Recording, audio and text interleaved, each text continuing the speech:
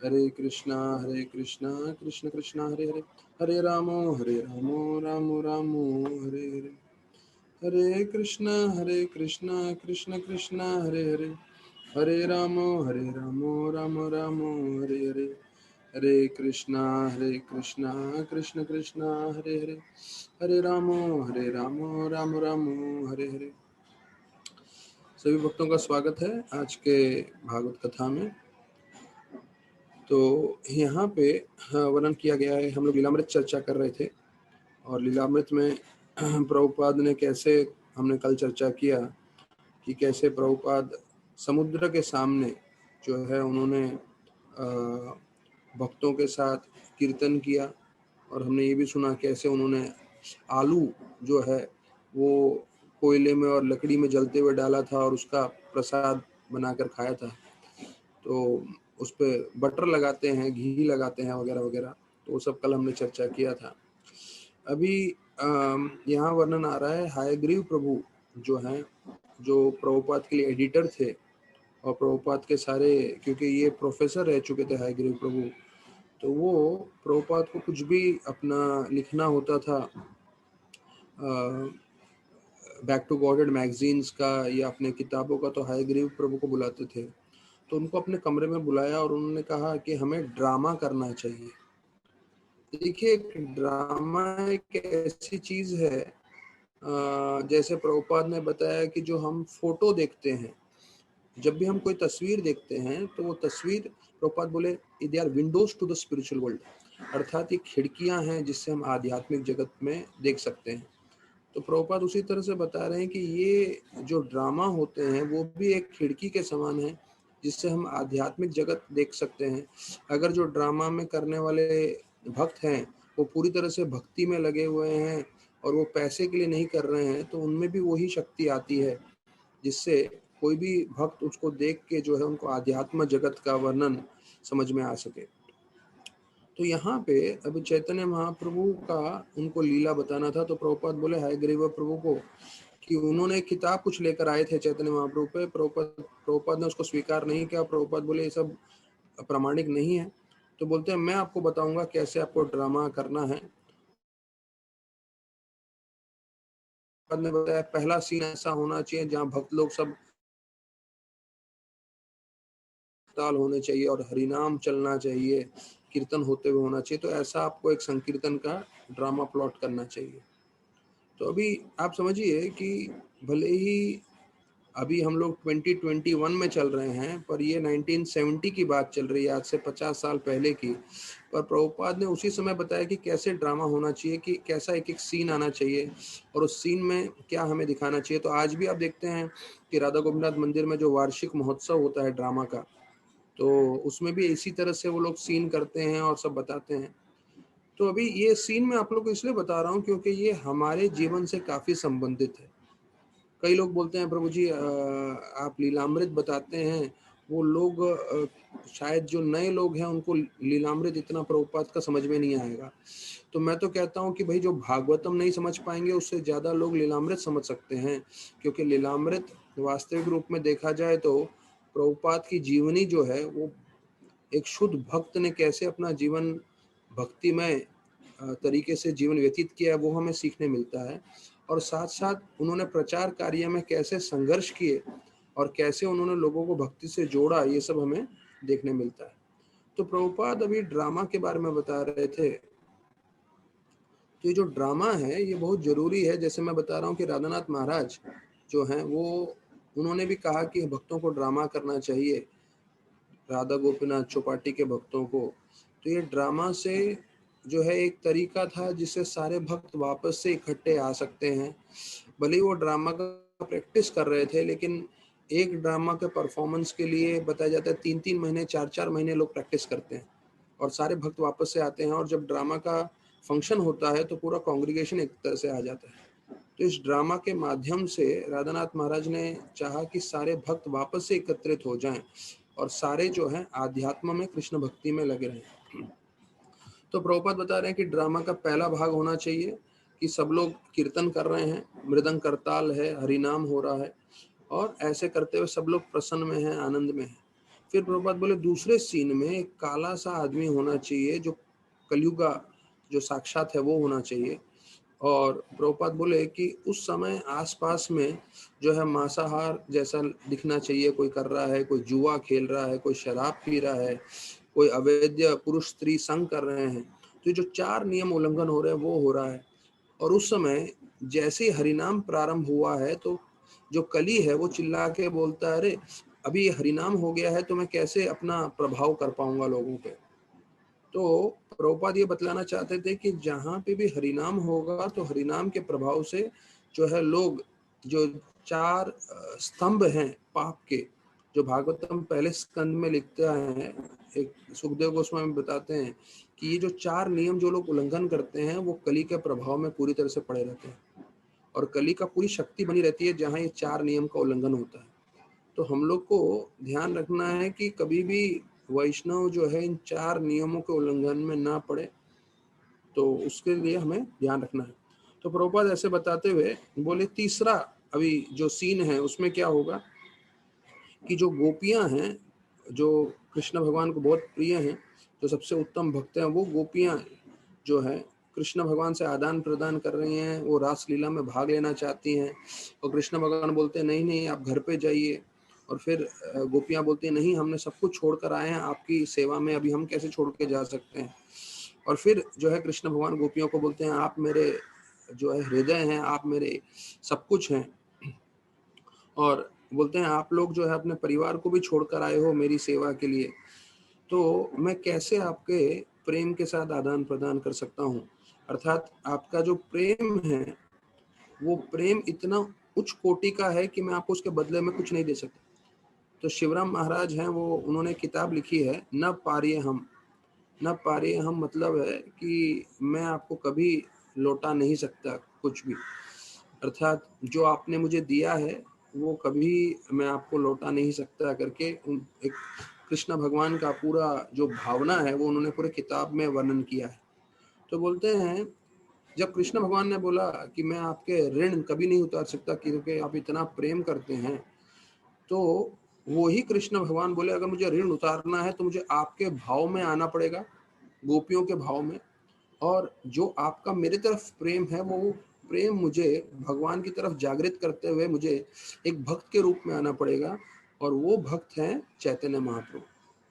तो 28 तारीख को गौर पूर्णिम का अवसर है, शुभ अवसर।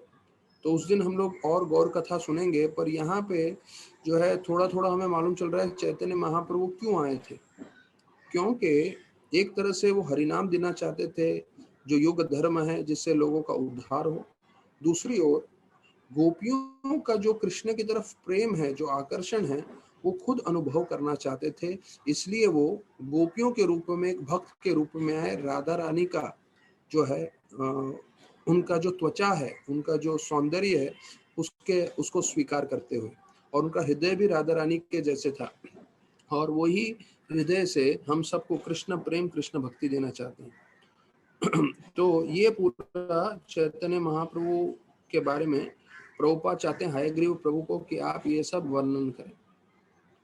फिर बताते हैं कि कैसे चैतन्य महाप्रभु खीरचोर गोपीनाथ गए। तो भी हयग्रीव प्रभु के लिए जो विदेशी हैं, जो कभी भारत भी मुश्किल से आए होंगे, तो उनके लिए खीरचोर गोपीनाथ क्या है। फिर साक्षी गोपाल के बारे में वर्णन करते हैं। मतलब एक विदेशी को ये सब समझाना और उनको ये बोलना कि भाई आप ये सब ड्रामा के रूप में, तो ये बहुत ही जो है मुश्किल चीज़ था। पर प्रभुपाद चाहते थे ये लोग काफ़ी ऐसा ध्यान दें और ऐसा कार्य करें। तो फिर प्रभुपाद जो है कि कई चीज़ों के बारे में बताए कि कैसे जो है चैतन्य महाप्रभु छोटे बच्चे थे तो गंगा के तट पे 5 साल के बच्चे थे तो कैसे वो सबको परेशान करते थे। और फिर जो है कैसे उन्होंने जो है पूरा हरिनाम निकाला। और जो मुसलमान राजा थे नवाब हुसैन शाह, उनका कैसे हृदय परिवर्तन किया। फिर 24 साल की उम्र में कैसे उन्होंने संन्यास लिया और अपनी माता को छोड़ा और फिर वो पुरी में जाके निवास करने लगे। और पुरी में कैसे वो सार्वभौम भट्टाचार्य रामानंद राय से मिले और उनका मुलाकात रूप और सनातन गोस्वामी से कैसे हुआ। और फिर कैसे चैतन्य महाप्रभु हरिदास ठाकुर से कैसे मिलते हैं और कैसे उनके साथ आदान प्रदान। तो प्रभुपाद ये सब विस्तार पूर्वक बता रहे हैं। अब देखिए लीलामृत में जितना वर्णन किया है वही हम चर्चा कर रहे हैं, लेकिन हम समझ सकते हैं कि प्रभुपाद जब ये सब बताते थे तो प्रभुपाद जो है कई घंटे इसके अंदर दे देते थे, जो हम कुछ मिनटों में जो है इसमें आगे बढ़ जाएंगे। तो प्रभुपाद हरिदास ठाकुर के बारे में बताते हैं कि मुसलमान परिवार में पैदा हुए थे और ये 192 राउंड्स करते थे, हरे कृष्णा कृष्ण कृष्ण हरे हरे, हरे राम राम राम हरे हरे। तो सोचिए, इसलिए उनको नामाचार्य बताया गया था, चैतन्य महाप्रभु ने उनको नामाचार्य दिया।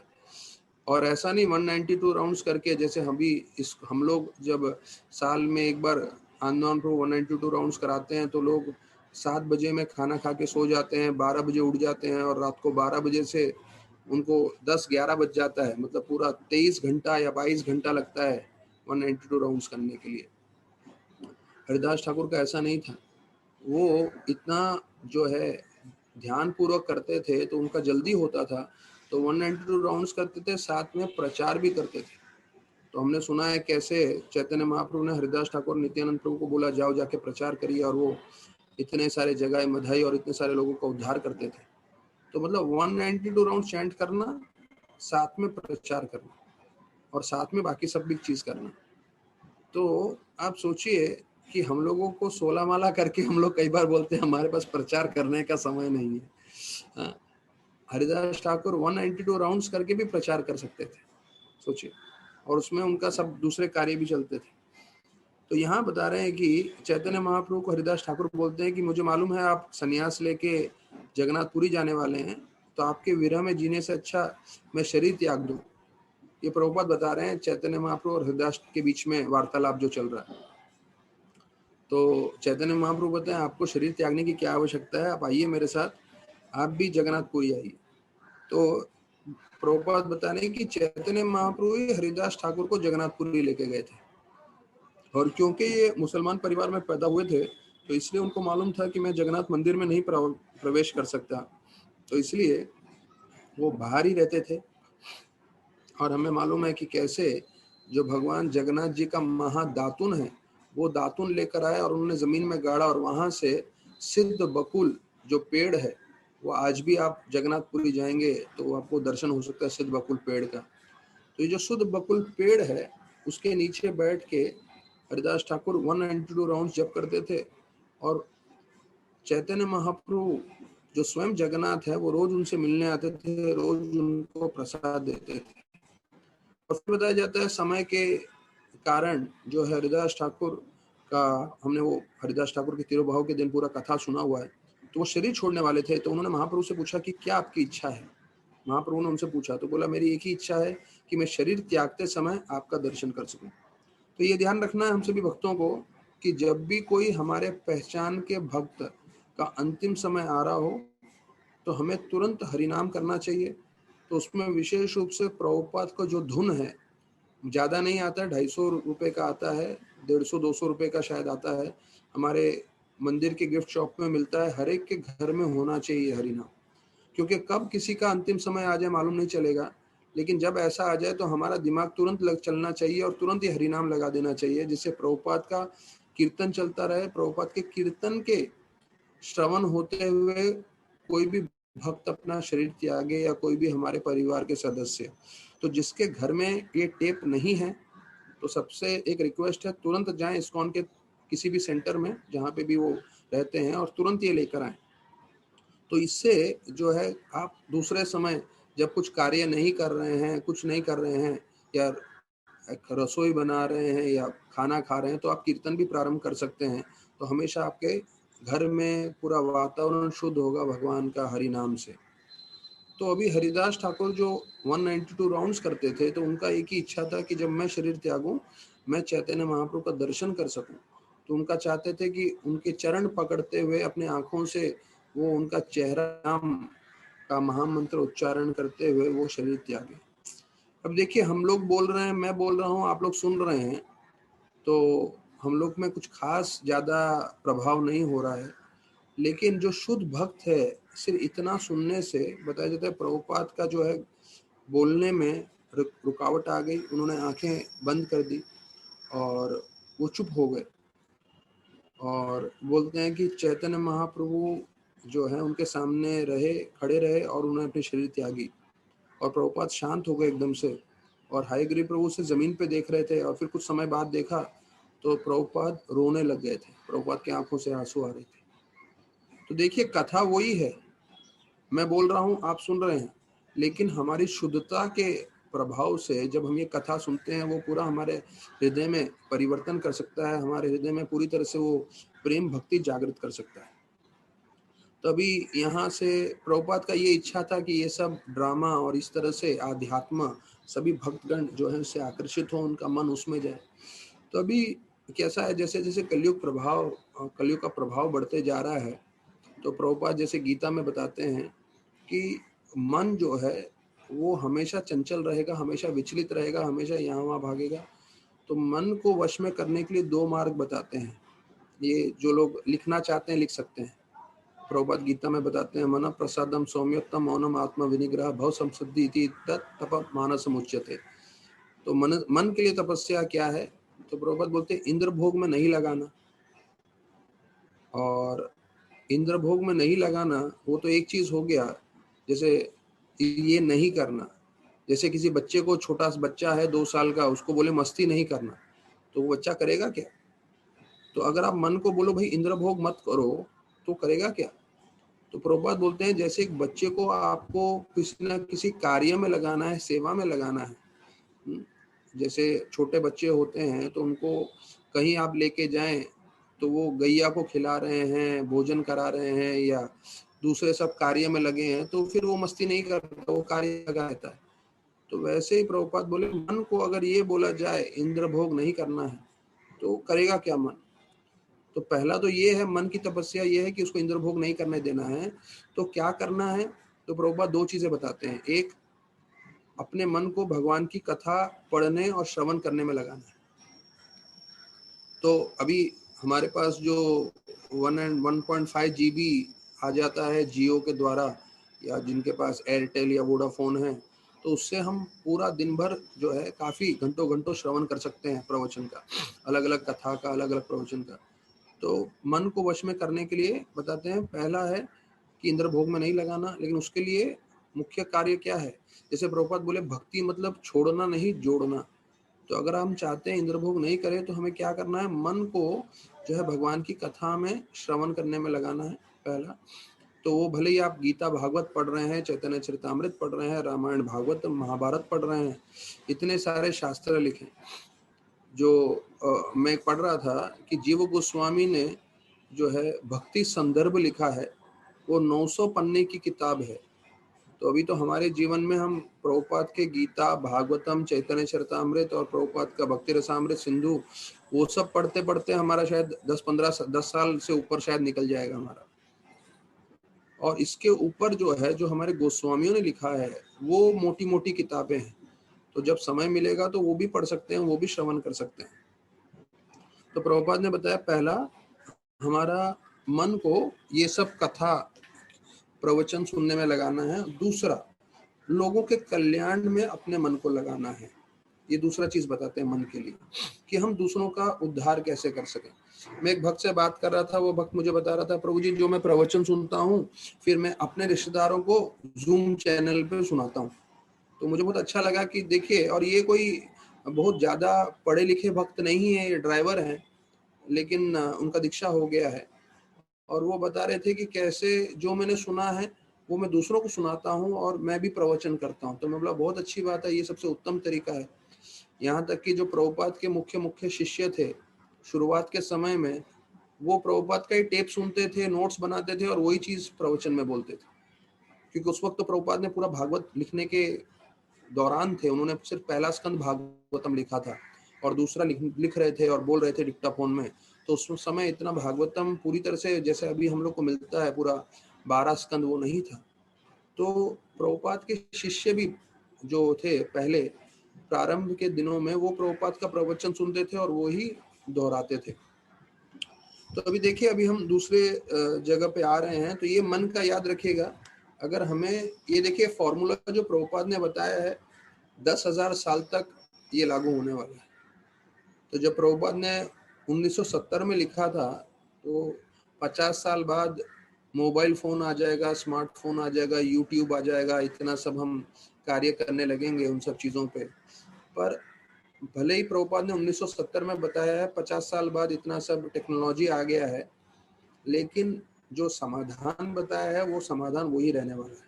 हो सकता है आने वाले 20-30 साल में और बहुत सारा जो है टेक्नोलॉजी आगे बढ़ जाए और बहुत सारी चीज़ें मिल जाए इंद्र भोग करने के लिए, लेकिन मन को वश में करने का एक ही तरीका बताया है कि भगवान की हरिकथा सुनना, भगवान का पाठ पढ़ना शास्त्रों में से, और दूसरे लोगों का कल्याण के लिए मन को लगाए रखना। तो देखिए, हर भारतीय में इतनी शक्ति है कि वो प्रचार कर सकता है। आपके आसपास जो है हमारे इतनी बड़ी संख्या है, 130 करोड़ बोलते हैं पूरे भारतवर्ष में, तो कोई ये नहीं बोल सकता कि मुझे कोई नहीं मिल रहा प्रचार करने के लिए। भक्ति सिद्धांत सरस्वती ठाकुर जो है अपने रात को वो भी जो है शास्त्र लिखते रहते थे, भागवत पे तात्पर्य वगैरह वगैरह।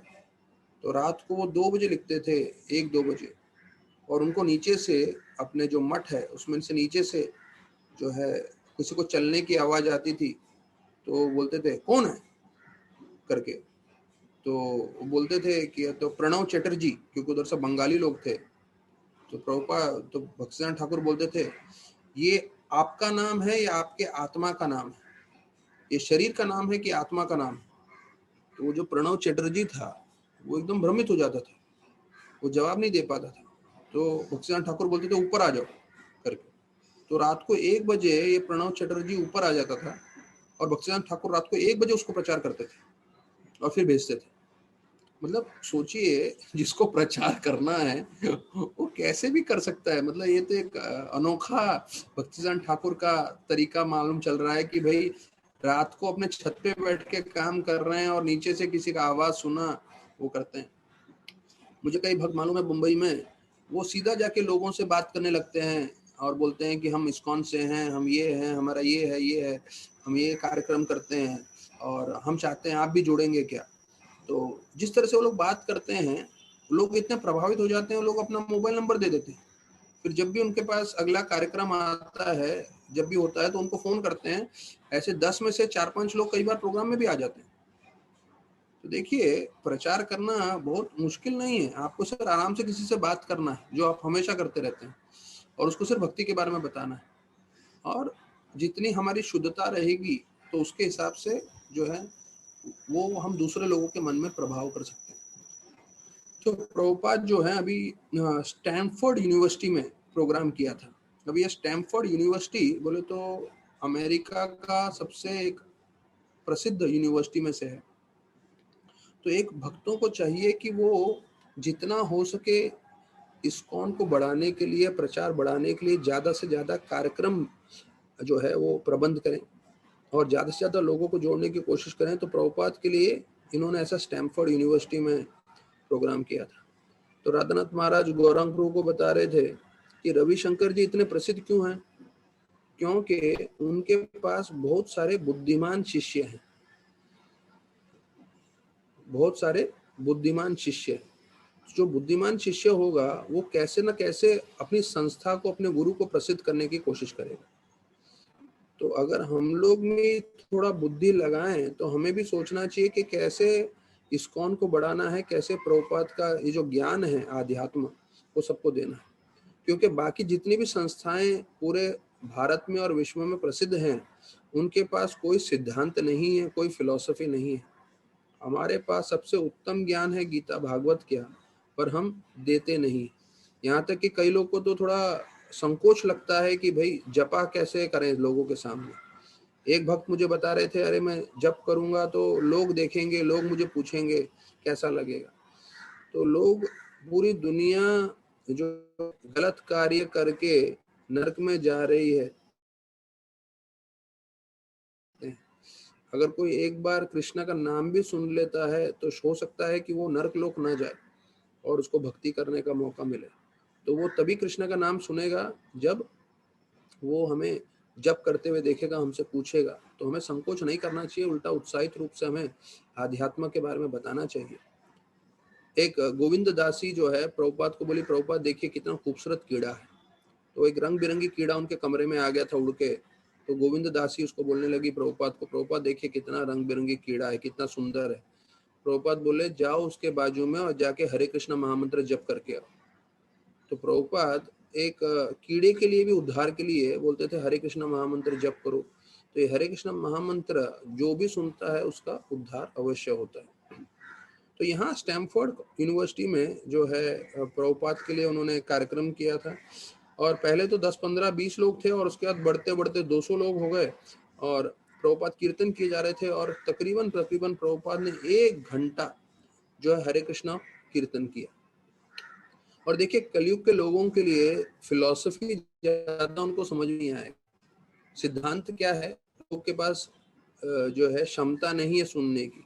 लेकिन कीर्तन वीर्तन होता है तो लोग आकर्षित हो जाते हैं, नाचना गाना, और साथ में प्रसाद रहेगा तो और भी। तो ये चीज जो है उनको काफी पसंद आता है। तो प्रभुपाद ने 1 घंटा किया और फिर प्रभुपाद ने बताया, प्रभुपाद का प्रवचन महत्वपूर्ण है हम सबके लिए। प्रभुपाद बोलते हैं कि हम लोग ये शरीर नहीं है, उसको जानने के लिए कीर्तन बहुत उत्तम है।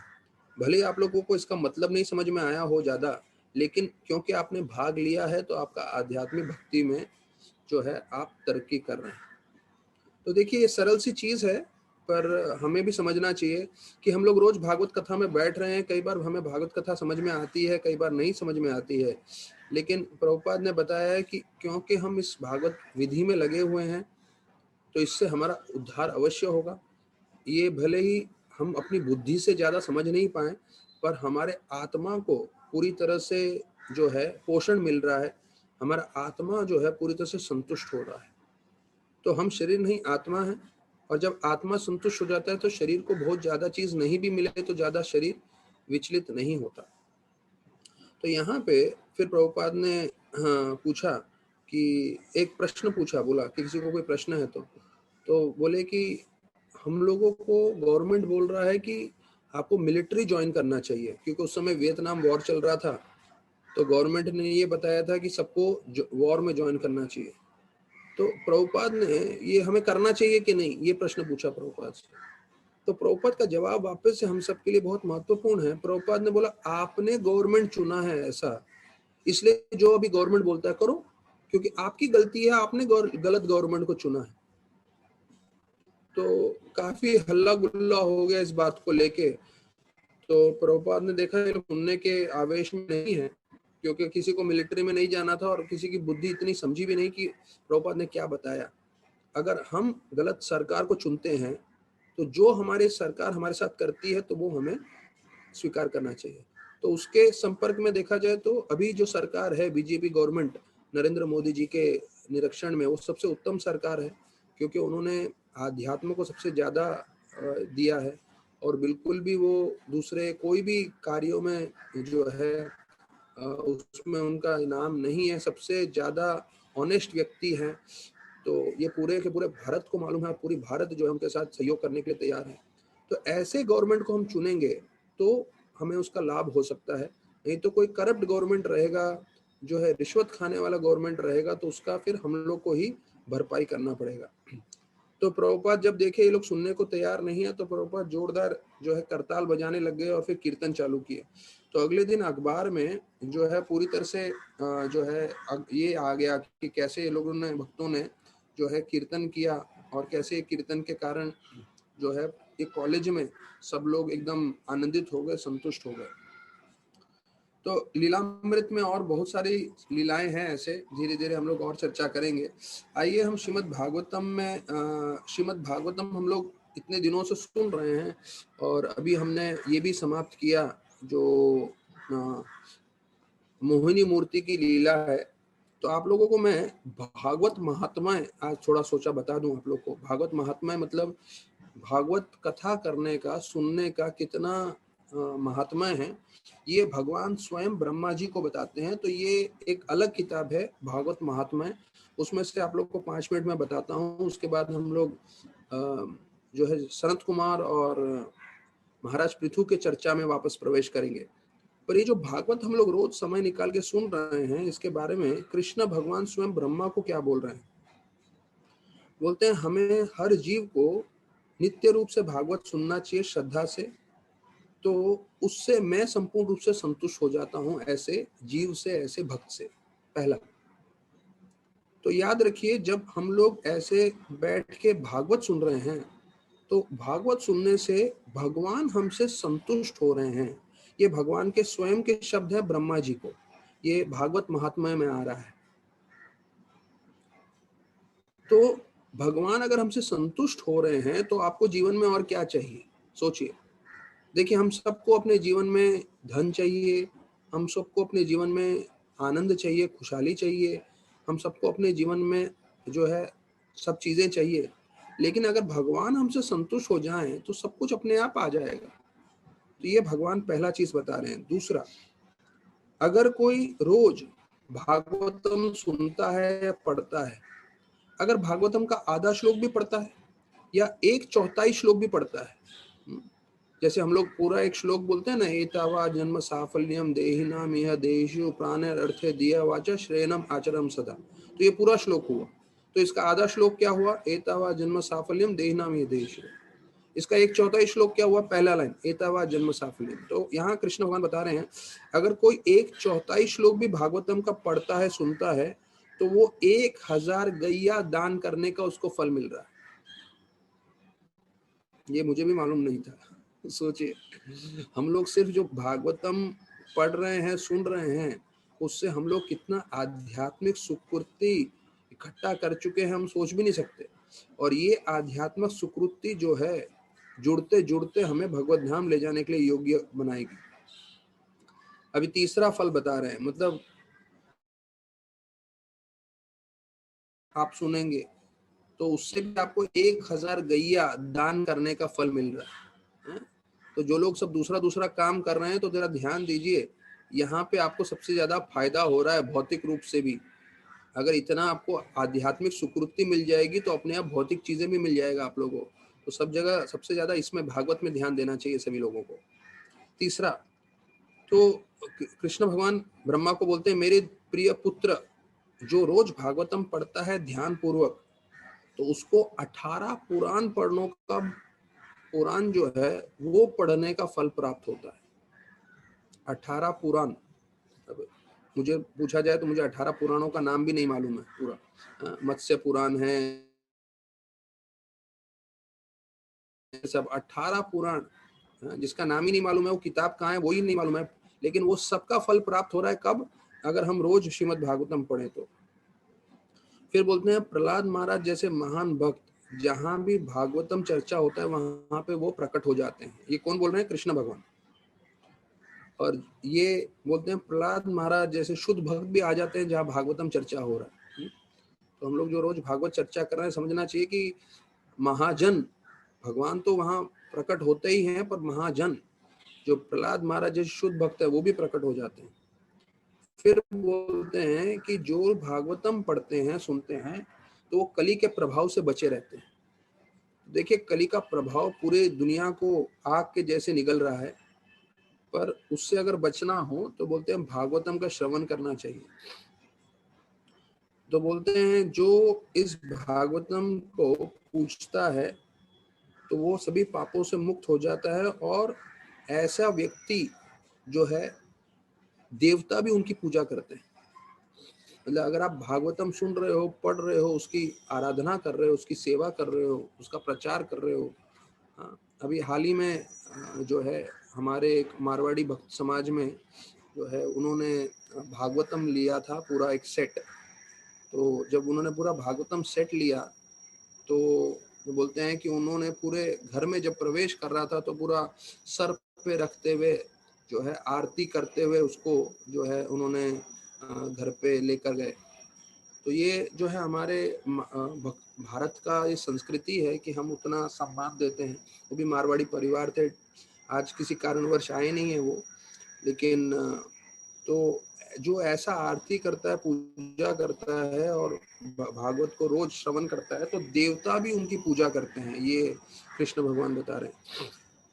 फिर बोलते हैं कि जो इस कलयुग में रोज भागवतम सुनता है, पढ़ता है, तो भगवान बोलते हैं मैं उससे प्रसन्न हो जाता हूँ। और जिनके घर पे भागवतम रहता है और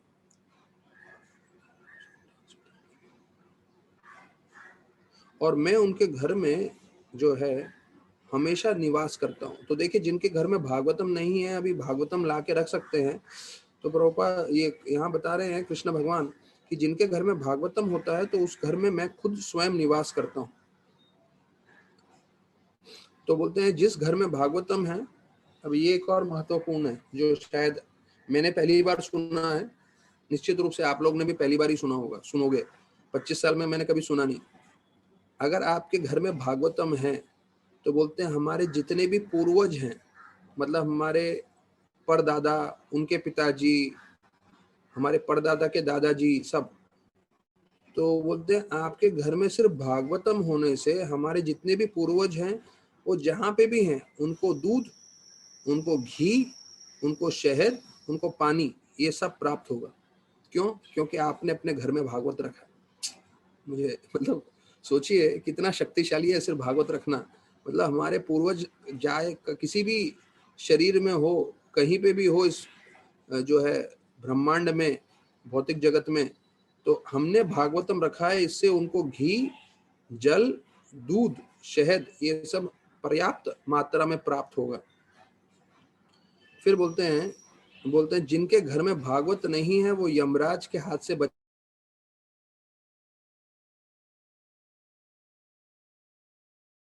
भागवत नहीं है आपके घर में तो यमराज के पास से आप बचोगे नहीं।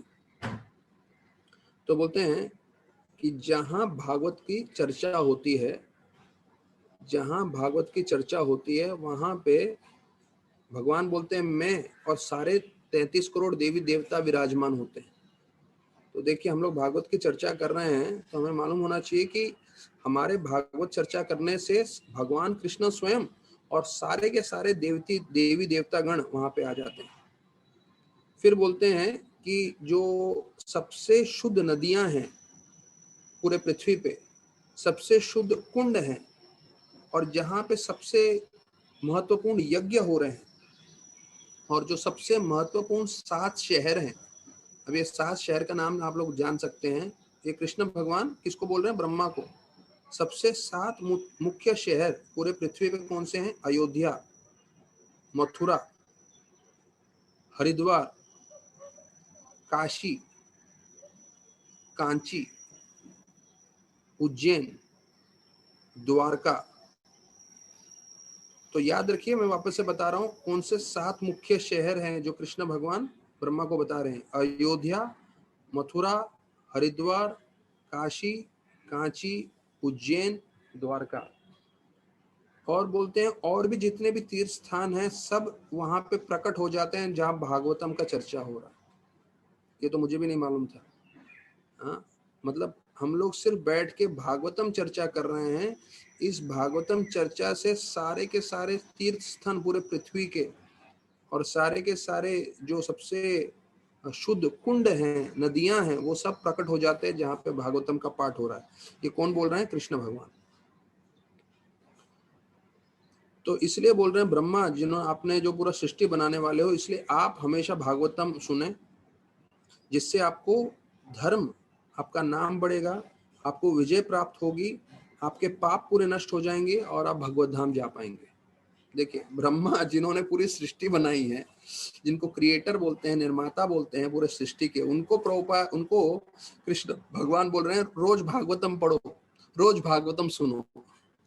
और हम जैसे लोगों को, कलयुग के लोगों को लगता है हमारे पास समय नहीं है, और जिनके पास समय है उनको रुचि नहीं है। तो बोलते हैं आपको क्या मिलेगा? आपका नाम बढ़ेगा इस पृथ्वी पे, आपको धर्म का पूरा लाभ प्राप्त होगा, आप हर जीवन में अपने हर परिस्थिति में विजय प्राप्त करेंगे, आपका पूरा पाप नष्ट हो जाएगा और आपको मुक्ति प्राप्त होते हुए आप भगवत धाम जाएंगे। तो फिर बोलते हैं कोई अगर क्रमांक लिख रहा है तो आदित्य प्रभु दिख नहीं रहे मुझे, वो स्क्रीन बंद करके बैठे हैं। तो जो लोग लिख रहे हैं कुछ पॉइंट्स बना के बताएं मुझे, क्योंकि मैंने पॉइंट्स नहीं बनाए हैं, क्योंकि मैं डिजिटल में काम कर रहा हूँ। तो कितने सारे पॉइंट्स बताए हैं। फिर यहाँ पे बता रहे हैं अगला कि जो कोई श्रीमद् भागवतम सुनता है और धार्मिक तरीके से अपना जीवन व्यतीत करता है, उसका दीर्घ आयु होता है, लंबा जीवन जीता है वो। ठीक है। दूसरा, उसको कोई बीमारी नहीं होती। अब ये तो मुझे मालूम नहीं है राम दुलाल प्रभु भी बैठे हुए हैं, बेचारे बनियान में ही हैं, लेकिन फिर भी वो भी बहुत प्रामाणिक रूप से भागवतम पढ़ते सुनते, रात को 1-1 2-2 बजे तक भागवतम पढ़ते रहते हैं, नोट्स निकालते हैं। उनका आप नोटबुक देखेंगे तो बिल्कुल मोती जैसे अक्षर है उनके। तो यहाँ बता रहे हैं कि बीमारी नहीं होती है। अब ये तो मैंने कभी आप लोगों को 1 साल होने आ रहा है, कभी ये प्रवचन में नहीं बोला कि भागवतम सुनिए बीमारी नहीं होगी। तो मेरे हिसाब से जो हमारे साथ रेगुलरली भागवतम सुन रहा है, मैं गारंटी के साथ बोल सकता हूँ उसको कोरोना वायरस नहीं हुआ होगा। हमारे लोग जो रेगुलर 1 साल से, क्यों किसके बल पे बोल रहा हूँ ये कृष्णा भगवान ने जो बोला है ब्रह्मा जी को, उसके बल पे बोल रहा हूँ कि जो भागवतम सुनता है रेगुलरली उसको बीमार नहीं होता है, वो ये लिखा है। और 1 साल से जहाँ तक मुझे मालूम है मैं भी इतना बीमार नहीं पड़ा, कभी थोड़ा सर दर्द हुआ होगा या ऐसा कुछ हुआ है, और ये देखिए वर दिया है कि आप बीमार नहीं होंगे। और चेक कर लीजिए जितने लोग हैं, जो लोग 1 साल से रेगुलर भागवतम सुन रहे हैं, कोई बीमार हुआ क्या? सब लोग म्यूट पे है, म्यूट पे रहिए, पर जितने लोग का चेहरा मुस्कुराते हुए देख रहा हूँ समझ में आ रहा है कोई बीमार नहीं हुए। अभी ये तो भैया भागवतम बार बार पढ़ोगे और अलग अलग पन्ने खोलोगे तो समझ में आएगा कि भैया इतने सारे वर हैं भागवतम सुनने के। बीमारी से दूर रहना है तो मास्क लगाना चाहिए, 2 गज की दूरी होनी चाहिए, हाथ धोना चाहिए, तो उसके साथ हमें एक और चीज जोड़ना चाहिए, भागवतम पढ़िए और सुनिए तो उससे कोई बीमारी नहीं होगी। कौन बोल रहे हैं? कृष्ण भगवान। किसको बोल रहे हैं? ब्रह्मा को। तो इतने बड़े लोगों में ये चर्चा चल रहा है, तो हम जैसे बद्ध जीव भी अगर इसका पालन करेंगे तो निश्चित रूप से आप कोरोना वायरस या उसका बाप आपका बाल नहीं बोलते ना, वो आपको परेशान नहीं कर पाएगा, आपको कभी तकलीफ नहीं दे पाएगा।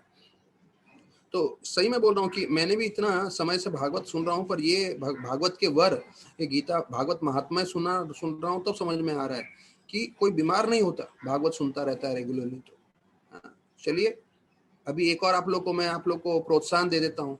कोई चाहता है जिंदगी भर बीमारी नहीं हो, बीमारी नहीं आए उसको, कोरोना वायरस हो या कुछ भी हो, तो भागवत में जुड़े रहिए, अपने साथ 1 घंटा निकालिए, भागवत के श्लोक सुनते रहिए। देखिए ये तो वर दिया है कृष्ण भगवान ने, और अभी अधिकांश लोग तो देख ही रहे हैं कि भैया 1 साल से कोई बीमार हुआ हो तो मुझे एकदम भयंकर रूप से तो मुझे कांटेक्ट करके बताइएगा कि भागवतम गलत है। पर या तो आप भागवतम नहीं सुन रहे होंगे तो बीमार पड़े होंगे, अगर भागवतम रोज सुन रहे हो तो बीमार पड़ने का चांस ही नहीं है। ये भागवत में कृष्ण भगवान स्वयं बता रहे हैं, भागवत महात्मा में बता रहे हैं। तो वो बोलते हैं कि उसमें एक श्लोक, आधा श्लोक या 1/4 श्लोक भी किसी ने अपने घर में रखा हो तो भगवान बोलते हैं मैं खुद उसके घर में आके निवास करता हूँ। तो एक तो हमें मालूम है पूरा भागवतम रहता है 18,000 श्लोक का पूरा जो सेट है वो, पर यहाँ तो बोल रहे हैं कृष्ण भगवान की कोई 1/4 श्लोक, तो जिनके घर में भागवतम नहीं है तो कम से कम चलिए अपने हाथ से एक भागवतम का श्लोक ही लिख के, हाथ से लिख के रख लीजिए, कि उससे बोलते हैं साक्षात भगवान आके निवास करने लगते हैं। फिर बोलते हैं जो शुद्धता श्रीमद् भागवतम जो है श्रवण करके मिलता है, वो बोलते हैं आप बद्रिक आश्रम में जाओगे या दूसरा प्रयाग में जहाँ गंगा जमुना सरस्वती का मिलन है वहां जाके स्नान करोगे, उतनी शुद्धता नहीं प्राप्त कर पाओगे जितना आप भागवतम सुन के शुद्धता प्राप्त कर सकते हो मतलब आप लोग सोचिए, बद्रिक आश्रम में गया हूँ, मेरा कम से कम 3-4 चक्कर हो चुका है बद्रीनाथ में। बहुत तपस्या होती है, बहुत तपस्या है। कम से कम हरिद्वार आप जाएंगे, हरिद्वार से कम 10-12 घंटे का बस से जर्नी है बद्रीनाथ के लिए, और हालत हो जाती है पहुंचते पहुंचते। तो इतना तपस्या किसी भी भक्त को करने की जरूरत नहीं है। कई बुजुर्ग लोग होंगे, कई बोलेंगे अरे हम तो बद्रीनाथ नहीं जा सकते, हमारा उम्र हो गया है, तो चिंता मत करिए, आपको बद्रीनाथ में जाने का फल या प्रयाग में गंगा यमुना सरस्वती में स्नान करने का, भी कुंभ चल रहा है तो कुंभ में सब लोग स्नान कर रहे हैं, सबका फल आपके घर में मोबाइल के सामने बैठ के भागवतम सुनने से मिल रहा है। आपको कुछ और नहीं करना है, सिर्फ जुड़िए हमारे साथ। देखिए लक्ष्मी नारायण प्रभु भी वीडियो चालू करके बैठ गए हैं गोवर्धन इको विलेज में, वो पूरी तरह से तैयारी में है। जैसे हर कोई तैयारी करता है वैसे प्रभु जी भी तैयारी में है कि मैं तैयार हो जाऊं, फिर अगले हफ्ते से जो है प्रभु जी का हमने मंगलवार दे के रखा हुआ है, तो हर मंगलवार को प्रभु जी प्रवचन देंगे। तो आने वाले जो मंगलवार में है 23 तारीख को प्रभु जी का प्रवचन रहेगा। प्रभु जी पूरा मेहनत कर रहे हैं, हर रोज जुड़ जाते हैं कि कैसे मुझे जूम पे लेक्चर देना है सीखने के लिए। तो आइए अभी और सुनते हैं। तो बोलते हैं, हे ब्रह्मा 4 सर वाले, जहां पे भागवत का कथा चल रहा होता है वहां पे मैं चले जाता हूँ। जैसे एक गैया अपने आप जाती है जहां पे बछड़ा जाता है, बछड़ा मतलब उसका बच्चा, तो जहां बछड़ा जाएगी वहां पे अपने आप गैया जाती जाती है। ये कृष्ण भगवान बोल रहे हैं। तो जहां भागवत का चर्चा चलता है वहां कृष्ण भगवान चले जाते हैं। सोचिए, तो हम लोग जो चर्चा सुन रहे हैं वहां पे साक्षात कृष्ण प्रकट्य हो रहे हैं। भले ही विग्रह हो किसी के पास ना हो, वो भगवान के अर्च विग्रह की पूजा कर रहा हो कि नहीं, लेकिन जो है इससे इतना कल्याण होता है। फिर बोलते हैं जो भागवतम का प्रदक्षिणा करता है। कल हमने सुना कैसे शिव भगवान विष्णु भगवान की प्रदक्षिणा करते हैं। तो जो प्रदक्षिणा करना है, जब हम मंदिर में जाते हैं प्रदक्षिणा करते हैं, आप रास बिहारी जाएंगे तो वहां पे भी प्रदक्षिणा करने का जो है प्रबंध है। जब आप उधर जाएंगे राधा गिरधारी, वहां पे भी प्रदक्षिणा करने का प्रबंध है। गोपीनाथ में प्रबंध नहीं है। लटपल हॉल मंदिर जब नीचे उतरेंगे तब मंदिर का प्रदक्षिणा कर सकते हैं। तो ऐसा गोल है हमारा, उधर भी प्रदक्षिणा करने का मदद है, जगह है। तो बोलते हैं शिव भगवान कैसे विष्णु भगवान की प्रदक्षिणा कर रहे थे। प्रदक्षिणा मतलब जो है परिक्रमा करते हैं, वो परिक्रमा करना बहुत प्रामाणिक है। ये शिव भगवान ने स्वयं से है। तो कभी भी मंदिर जाएं गोपीनाथ के या कृष्ण भगवान के, तो हमें भी प्रदक्षिणा करना चाहिए, ये भी जरूरी है। तो बोलते हैं कोई भागवतम की प्रदक्षिणा करता है, मतलब आप जो है पूरा 12 स्कंद भागवतम रखिए और उसकी प्रदक्षिणा करेंगे, तो एक एक प्रदक्षिणा करने में आपको अश्वमेध यज्ञ का फल प्राप्त होने वाला है हर कदम में। ये तो और भी भारी बता रहे हैं कृष्ण भगवान कि एक एक कदम आप बढ़ा रहे हैं जो है भागवतम का प्रदक्षिणा करने के लिए, तो एक एक कदम में जो है वो क्या हो रहा है, आपको अश्वमेध यज्ञ करने का फल प्राप्त हो रहा है। और इसके ऊपर आप शंका ना करें, कृष्ण भगवान ब्रह्मा को बोल रहे हैं। तो ब्रह्मा के द्वारा कलयुग के लोगों को बोल रहे हैं। यहाँ पे बैठ के कई लोग मुस्कुरा रहे हैं, बोल रहे हैं अरे कैसे हो सकता है। तो बोले शंका मत करो भैया, कलयुग के निवासी हो, आपको इतना फल प्राप्त होगा अगर आपसे प्रदक्षिणा भी करोगे तो। फिर बोलते हैं कि अगर आप प्रणाम करते हो भागवतम को, दंडवत प्रणाम करते हो, तो देखेंगे आप टेम्पल हॉल में हमारे राधा गोपीनाथ मंदिर में व्यास आसन पे भागवतम दिया गया है और उस पर गार्लैंड पहनाते हैं डिवोटीज। और दिन भर में जो भी भक्त आते हैं, कई लोग भगवान को भी प्रणाम करते हैं और भागवत को भी प्रणाम करते हैं। तो यहाँ पे बता रहे हैं कि जो भगवान भागवतम को प्रणाम करता है तो उसको भगवान धन देते हैं, बीवी देते हैं, बच्चे देते हैं, और साथ साथ सबसे महत्वपूर्ण भक्ति देते हैं। तो भक्ति सबसे जरूरी है। नहीं तो लोग बोलेंगे बस मिल गया ना, पैसा मिल गया, बीवी मिल गया, बच्चे मिल गया, और क्या चाहिए। अरे भैया वो तो हर जन्म में आपको मिलता होगा, कम नहीं तो ज्यादा है। लेकिन सबसे ज्यादा जरूरी बोल रहे हैं कृष्ण भगवान, मैं उनको जो है भक्ति भी प्रदान करता हूँ। तो भागवत को प्रणाम करना जरूरी है। तो प्रणाम हम लोग शारीरिक रूप से करें और भी अच्छा है। तो शारीरिक रूप से नहीं कर सकते हैं तो कम से कम अभी हम लोग मन से करते हैं, और जो है हरे कृष्ण महामंत्र बोलते हुए, सर जोड़ते हुए, सर झुकाते हुए, हाथ जोड़ते एक बार प्रणाम करते हुए बोलते हैं हरे कृष्णा कृष्ण कृष्ण हरे हरे, हरे राम राम राम हरे हरे, जिससे भगवान प्रसन्न हो और हम सबको भी भक्ति प्रदान करें। तो कई लोगों के पास बीवी बच्चे पैसा है, जिनके पास नहीं है वो आ जाएगा, चिंता मत करो। तो आईएएस वाले कोई आते नहीं है लेक्चर में, उनको मालूम नहीं चल रहा है उनका कितना नुकसान हो रहा है। सिर्फ भागवतम सुनने से उनको बीवी भी मिलेगी अच्छी वाली, बच्चे भी मिलेंगे और पैसा भी मिलेगा। क्यों मैं अच्छी वाली बोल रहा हूँ, क्योंकि मेरे को एक न्यूयॉर्क के एक व्यक्ति आए थे वीडियो रिकॉर्डिंग करने के लिए। तो वो बोलते हैं किसी की झगड़ालू बीवी हो, अभी बीवी के लिए बोल सकते हैं, आप वो चीज आप पति के लिए भी बोल सकते हो, तो दोनों के लिए लागू होता है। कई लोग का होता है ना झगड़ा करने का स्वभाव, बात बात पे झगड़ा करते हैं, बात बात पे झगड़ा करते हैं। तो वो मेरे को न्यूयॉर्क का व्यक्ति बोल रहा था, आप रेगिस्तान में बिना पानी के रहोगे वो चलेगा, लेकिन झगड़ालू पति या झगड़ालू पत्नी के साथ नहीं रह सकते। वो तुम्हारा जीवन जो है वो रेगिस्तान में बिना पानी के रहने से भी बदतर कर देगी, रोज झगड़ा कर करके तुम्हारी हालत खराब कर देगी, ये पति हो या पत्नी हो। तो अभी निश्चित रूप से भगवान दे रहे हैं तो भगवान तो अच्छे ही पति और पत्नी देंगे, कोई ऐसे थोड़ी देंगे, अभी ये समझ के चलना है।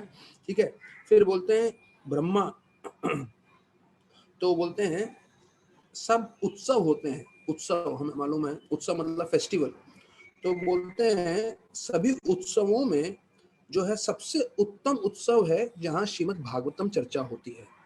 देखिए महोत्सवम नवम नवम करके बताया जाता है शास्त्रों में कि नित्य नित्य महोत्सवम, नित्य महोत्सवम का मतलब हर रोज महोत्सव हो रहा है, हर रोज जो है उत्सव हो रहा है। तो देखिए हम लोग को उत्सव करना है तो जैसे अभी हम लोग पूरा वापी फार्म पे गए, वहां पे हमने दूध दही जो है प्रबंध किया घी का, और फिर अभिषेकम किया गौर निताय का, और फिर हमारे भक्त जो है आदित्य प्रभु और पुष्प प्रभु जो है दादर मार्केट जाके 20 किलो फूल लेकर आए, और फिर उसका जो है हमने अभिषेक किया भगवान का। तो ये है महोत्सव जो हमने किया। पर अगर आप समझें यहाँ कृष्ण भगवान जो ब्रह्मा जी को बोल रहे हैं, सबसे बड़ा महोत्सव के लिए दूध दही घी शहद नहीं चाहिए, इतने किलो किलो में फूल नहीं चाहिए। आप अगर सिर्फ रोज भागवतम सुन रहे हैं तो ये सबसे बड़ा महोत्सव है। तो आपको जो है महोत्सव में भाग लेना है तो क्या करना है, 4 बजे जुड़ जाना है कथा सुनने के लिए। ये आपके लिए सबसे बड़ा महोत्सव है, और कोई महोत्सव करने की आवश्यकता नहीं है आपको। हाँ निश्चित रूप से जब भगवान का अभिषेकम होता है तो उसमें भी भाग लेना चाहिए, ये लेना चाहिए, पर हमें ध्यान रखना है सबसे महत्वपूर्ण चीज है कि हम भागवत में जुड़े। भागवत में जुड़ने से आप रोज महोत्सव में भाग ले रहे हैं। ठीक है, अब इसके बाद बताया गया है कि those who participate in such festivals for my pleasure and hear Srimad Bhagavatam with devotion certainly control me just as a chaste wife controls a good husband। तो बोलते हैं जिस तरह से कोई भी ऐसे महोत्सव में भागवतम श्रद्धा पूर्वक ध्यान पूर्वक श्रवण करता है, और यहाँ पे तो ये भी बता रहे हैं कि जो भागवत को कपड़े गहने फूल दिया अगरबत्ती, अगरबत्ती मतलब धूप, ये सब अर्पण करता है, तो बोलते हैं कि वो मुझे वश में कर लेता है, जैसे एक शुद्ध बीवी या एक पतिव्रता बीवी अपने पति को वश में कर लेती है। तो सभी जो ग्रस्त व्यक्ति है उनको मालूम है जब पत्नी जो है दिल से पति की सेवा करती है तो पति हमेशा उसकी हर बात मानने के लिए तैयार हो जाता है। तो बोलते हैं वैसे ही जैसे एक पत्नी अपने पति को वश में कर लेती है, तो वैसे ही जो है एक भक्त भागवतम श्रवण करके भगवान को अपने वश में कर लेता है, ये भगवान स्वयं बता रहे हैं। तो जो लोग ने पेन पेपर पे लिखा है किसी ने, तो नोट्स में कोई जो है मेरे को नंबर बताए इसका, क्योंकि मैं तो सिर्फ बताते गया कितना नंबर कितने गुण बताए हैं कृष्ण भगवान ने ब्रह्मा जी को। तो अगर आज नहीं बताया है तो कल तक बताएं तो हम लोग चर्चा कर सकते हैं हमारे प्रवचनों में। तो आइए हम लोग आगे इसी भागवतम के श्लोक का जो हम चर्चा सुन रहे हैं वो आगे बढ़ाते हैं। तो यहाँ पे अभी वर्णन आ रहा है कि दो लोग जय जय करके लिख रहे हैं, वो लोग पेन पेपर लेके नहीं बैठे हैं। अगर पेन पेपर लेके बैठे होते तो मेरे को बताते थे कितना पॉइंट्स बना है। चलिए कोई बात नहीं, जब तक कोई दूसरे बनाते हैं मैसेज भेजते हैं हम लोग आगे बढ़ते हैं। मुझे लगा चैट में मैसेज आ गया तो मैं बोला चलो कोई तो सिंसियर होगा जिसने पूरे पॉइंट्स बनाए होंगे जो मैं इतना बता रहा हूँ प्रवचन दे रहा हूँ। तो चलिए कोई लोग बाद में बता सकते हैं।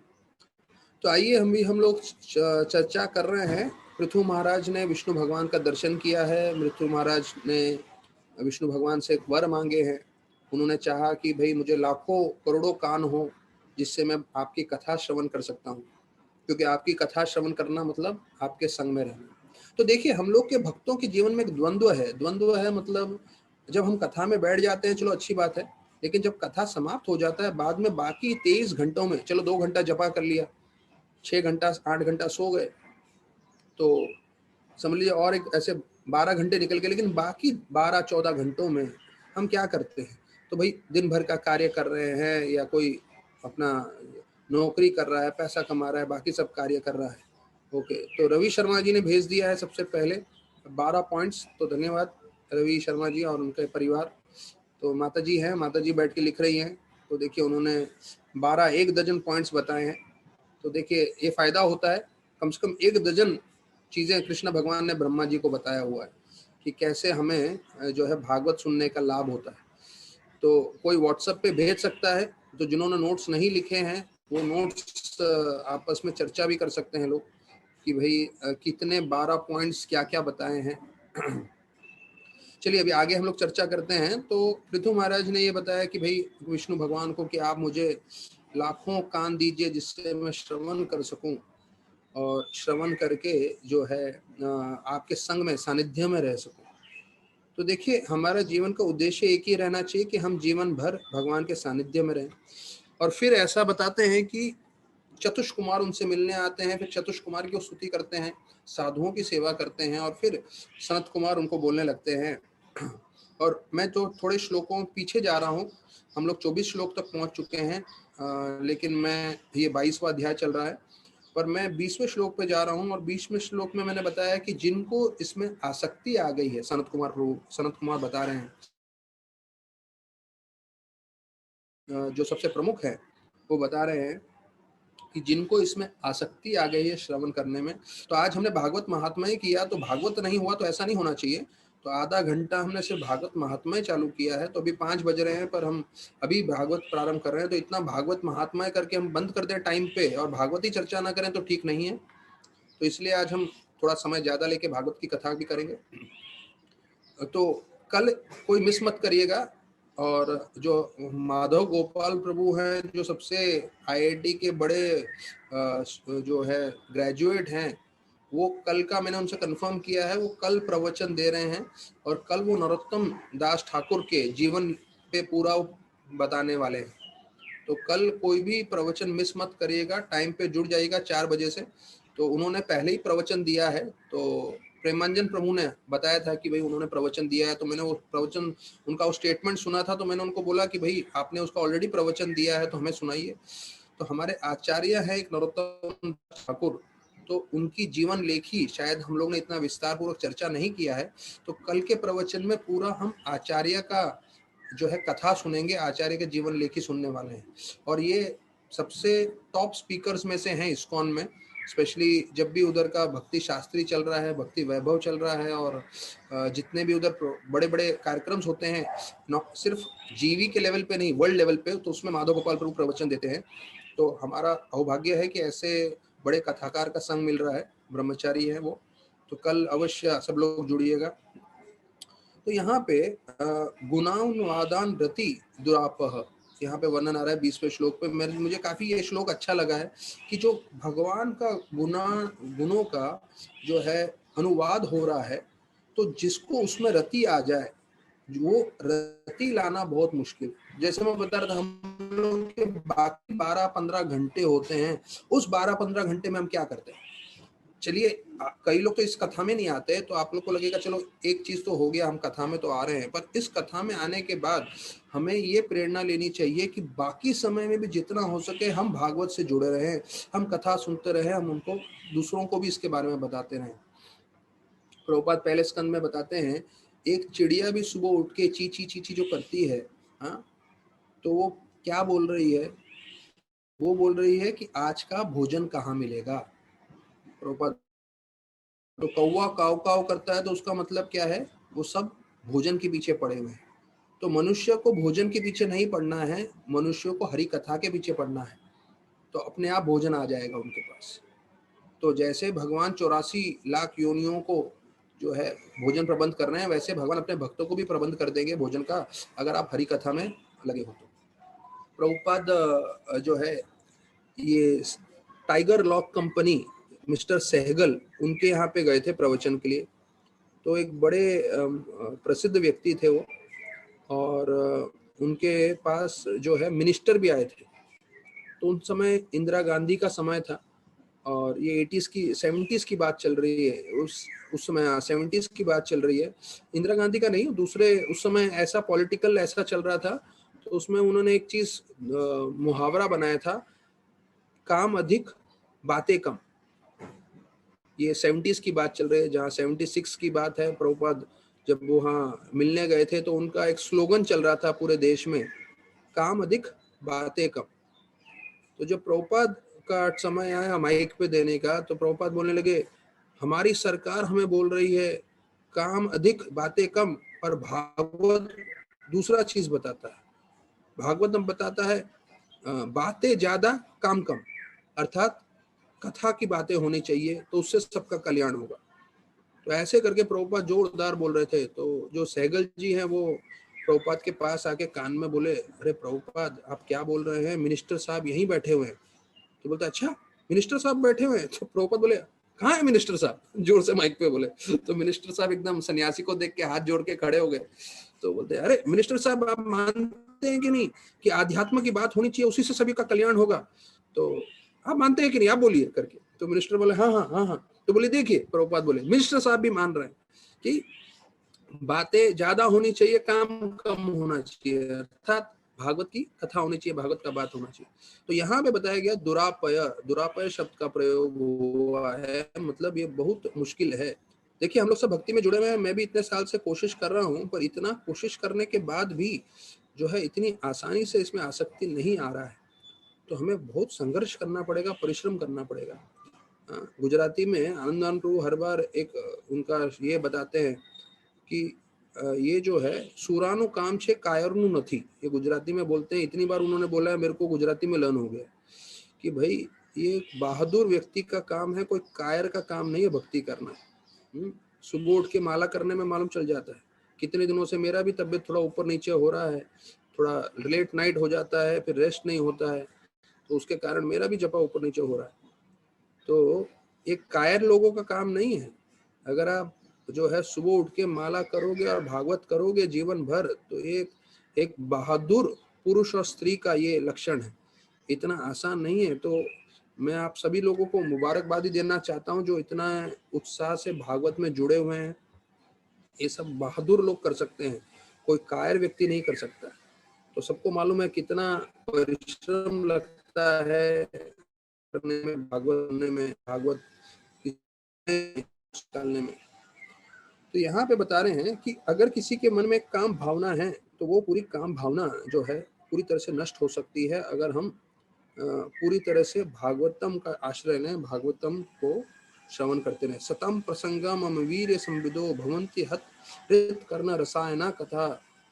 तो ये जो है तीसरा स्कंद 25वां अध्याय 25वां श्लोक बोलते हैं कि जब हम श्रवण करते हैं भक्तों के संग में, तो हमारे हृदय में जितनी भी अभद्रा चीजें हैं, जितने भी कलमश हैं, वो निकल जाते हैं। जैसे चांदी चमकने लगता है जब उसको चमकाते हैं, तो प्रभुपाद बता रहे हैं। तो बोलते हैं उसी प्रकार से हमारे मन में जो भी काम भावना है, भक्तों के संग में सब निकल जाएगा। और प्रभुपाद बताते हैं वास्तविक रूप में हमारी कोई काम भावना से संबंध नहीं है, लेकिन क्योंकि हम अपने आप को शरीर समझते हैं, तो शरीर समझने के कारण हमें ये सब काम भावना आ गई है। तो उदाहरण देके बोल रहे हैं कि जैसे कोई आदमी सोया है, तो सोए स्वप्न अवस्था में बहुत सारे सपने देखता है, लेकिन वो जाग जाता है तो सारे सपने बंद हो जाते हैं। तो हम अपने आप को शरीर समझ रहे हैं, इसलिए ये सब हम जो है मुश्किलें हमारे जीवन में आ रहा है। जैसे हम ये समझ रहे हैं कि हम आत्मा है और आत्मा के स्तर पे भक्ति करने लगे, तो सब समाधान आ जाएगा। तो कि अगर कोई भागवतम कर रहा है तो फिर वो काम के प्रभाव में नहीं पड़ेगा। ये सनत कुमार ने पृथु महाराज को बताया और उनके द्वारा हम सबको बता रहे हैं। तो प्रभुपाद बोल रहे हैं कि जप करना और भगवान का कथा श्रवण करना, ये एक ही तरीका है हमारे हृदय का शुद्धिकरण के लिए। तो सब लोग इंद्रभोग में लगे हैं, पूरी दुनिया इंद्रभोग के बारे में चर्चा करती है, इंद्रभोग करती है। तो प्रॉपर लिखते हैं sense gratification and self realisation goes ill together. ये अंग्रेजी में प्रभुपाद ने बताया है कि इंद्रभोग करना और आत्म साक्षात्कार करना, ये दोनों साथ साथ नहीं जा सकते। या तो आप आत्म साक्षात्कार करिए या तो इंद्रभोग करिए, दोनों नहीं हो सकता। जैसे उदाहरण देते हैं, अगर आप अग्नि प्रज्वलित कर रहे हो कहीं लकड़े पे, कहीं कोयले पे, और उसके ऊपर पानी डाल दोगे तो नहीं चलेगा, पानी डालोगे तो पूरा बुझ जाएगा। तो उसी प्रकार से इंद्र भोग और आध्यात्म में तरक्की दोनों साथ में नहीं हो सकते। भक्ति रसामृत महाराज बोलते हैं sense gratification doesn't make any sense. अंग्रेजी में बोलते हैं कि अगर आप इंद्र भोग में लगे हो तो कोई इंद्र भोग का कुछ ज्यादा लाभ नहीं होने वाला है, क्योंकि हम शरीर से इंद्र भोग करने में लगे हुए हैं। शरीर ही क्षणभंगुर है, शरीर ही कुछ समय में समाप्त होने वाला है। तो इंद्र भोग जितना भी करो उसका कोई ज्यादा लाभ नहीं है। उस शरीर से आप इस तरह से आध्यात्म जीवन व्यतीत करें जिससे आप पूरी तरह से तरक्की कर सकें, तो वो जीवन का उद्देश्य है। तो फिर अतः तो ब्रह्म जिज्ञासा, तो हमारे मन में यहाँ पे प्रभुपाद बता रहे हैं कि ब्रह्म की जिज्ञासा होनी चाहिए। तो वो जिज्ञासा कैसे संतुष्ट होती है? जैसे प्यास लगी है तो संतुष्ट कैसे होगा? जब हम पानी पीते हैं। तो भगवान की जो जिज्ञासा है, जो शास्त्र में लिखा है, वो संतुष्ट कब होगा? जब हम भगवान का नाम जप करेंगे और भगवान के बारे में हम श्रवण करेंगे।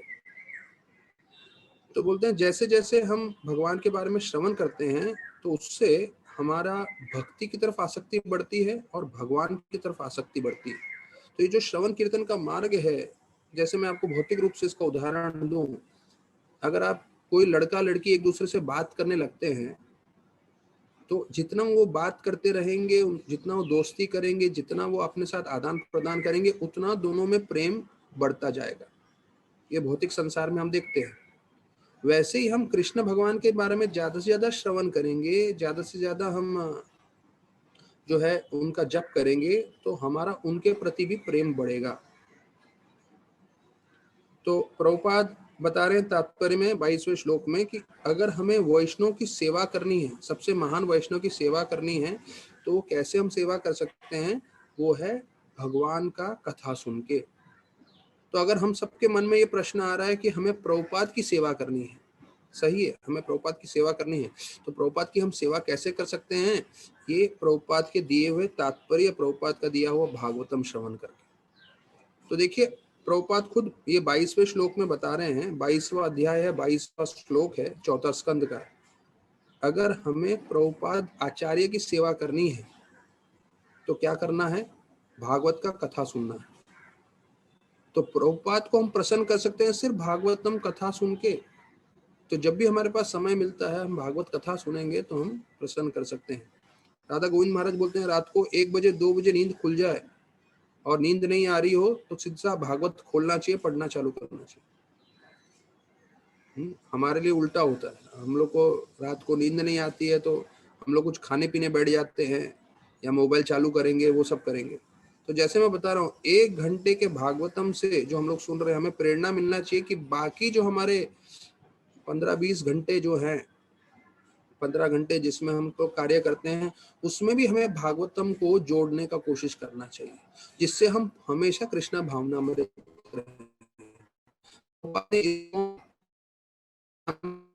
मतलब क्या है? अंतरराष्ट्रीय कृष्ण भावनामृत संघ। तो अभी चलिए हम लोग 1 घंटा 2 घंटा कृष्ण भावनामृत हो रहे हैं, पर हमारा जीवन का उद्देश्य होना चाहिए कि हम 24 घंटा कृष्ण भावनामृत हो सके, हमेशा कृष्ण का चिंतन कर सकें। क्योंकि जब हम कृष्ण का चिंतन करेंगे तो भौतिक जगत की चिंता नहीं करेंगे। तो भौतिक जगत की चिंता से बचने का एक ही तरीका है, वो है भगवान का चिंतन। तो सोच लीजिए आपको क्या करना है? चिंता करना है, चिंतन करना है। कई भक्तों में मैं देखता हूं, वो क्योंकि भगवान का चिंतन नहीं करते खाली समय में, तो फिर अपने परिवार की चिंता लेके बैठते हैं। मेरे परिवार वाले ने ऐसा बोला, मेरे परिवार वाले ने वैसा बोला, मेरे परिवार वाले ने ऐसा किया, रिश्तेदारों ने ऐसा बोला, दोस्तों ने ऐसा बोला। वो सब छोड़ दीजिए, चिंतन करिए भगवान का। उससे आपका तो कल्याण होगा ही होगा, पर जितने आपके रिश्तेदार परिवार वाले हैं उनका भी आध्यात्मिक रूप से कल्याण होने वाला है। तो प्रभुपाद बता रहे हैं कि इसका सार ये है कि जो गुरु आपको बता रहा है, मार्गदर्शन कर रहा है आध्यात्म में, जो आपको श्रवण करने का मार्ग बता रहा है, वो हमें पालन करना चाहिए। तो इससे हमारी भक्ति करने की प्रेरणा बढ़ेगी और हमारी आसक्ति भगवान की ओर और बढ़ती जाएगी। अभी देखिए जो मैं इतना समय से आपको बता रहा हूँ, और भी अगले श्लोक में आ रहा है, 23वें श्लोक में संत कुमार पृथु महाराज को बोल रहे हैं कि हमें अपना जीवन इस तरह से मोड़ना चाहिए जिससे हम जो है बिल्कुल हम लोग शांति में नहीं रहेंगे जब तक हमें अमृत रूपी भगवान की कथा श्रवण करने को नहीं मिले। तो मतलब हम अशांत हो जाने चाहिए। यहाँ तो सनत कुमार बोल रहे हैं मतलब अशांत हो जाएंगे। अशांत कब होते हैं? जब समझ लो हमारा कुछ नुकसान हो रहा हो, पैसा हमारा कहीं लग गया हो, डूब गया हो, या कुछ एक्सीडेंट हो जाता है तो कैसे हम लोग अशांत हो जाते हैं। तो यहाँ सनत कुमार बता रहे हैं हमें अशांत हो जाना चाहिए अगर हमें भगवान की कथा सुनने नहीं मिल रही है तो ये हमारा स्तर होना चाहिए कि भाई बिना कथा के हम विचलित हो जाने चाहिए। अभी अभी हमारी परिस्थिति उल्टी है, जब कथा चलती है तो वो विचलित हो जाते हैं, बोलते हैं क्या कर रहे हैं प्रभु जी, बंद नहीं कर रहे हैं, प्रभु जी को मालूम नहीं चल रहा है, हमें दूसरा इतना सब काम है। जब कथा चलता है तब हम लोग विचलित होते हैं। यहाँ उल्टा है, सनत कुमार बोल रहे हैं कि जब कथा ना सुने तो के संपर्क में नहीं आ रहे हैं। अरे हमारा जीवन ऐसी व्यर्थ जा रहा है, एक एक समय जो है लाखों करोड़ों रुपए दे के भी हम एक समय अपना जो वापस नहीं ला सकते, वो समय व्यर्थ जा रहा है बिना भक्ति के। तो हमें हमेशा जो है श्रवण करना चाहिए। तो उसमें भागवतम का दूसरा स्कंद का हमने श्लोक चर्चा किया था, कैसे भौतिक व्याधि व्यक्ति अपना दिन जो है पैसे कमाने में डालता है और अपने परिवार का पोषण में डालता है। तो भले ही भौतिक जगत में 760 करोड़ लोग जी रहे हैं पृथ्वी पे, पर भागवतम ऐसा है कि 707 करोड़ लोगों का कुंडली 1 सेकंड में निकाल के दे देगा हाथ में। क्या कर रहे हैं 760 करोड़ लोग? या तो पैसा कमा रहे हैं या तो अपने परिवार का पोषण कर रहे हैं। फिर बोलते हैं रात को क्या कर रहे हैं वही 760 करोड़ लोग, या तो सो रहे हैं या तो संभोग कर रहे हैं। बस दिन भी खत्म हो गया इनका, रात भी खत्म हो गया। तो प्रभुपाद बताते हैं कि ऐसा, सुखदेव गोस्वामी और प्रभुपाद मिलकर बता रहे हैं कि ऐसा व्यर्थ रूप से जीवन व्यतीत नहीं करना है, हमें आध्यात्म में आगे बढ़ने की कोशिश करना चाहिए। तो प्रभुपाद बताते हैं the पर्पट is that one can not live outside the society of devotees. तो ये इसका सार करते हुए प्रभुपाद बता रहे हैं, जो 23वां श्लोक हमने खत्म किया था पिछले चर्चा में, कि हमें भक्तों के संग से बाहर नहीं जाना चाहिए, क्योंकि भक्तों के संग में हमें श्रवण कीर्तन जप करने मिलेगा।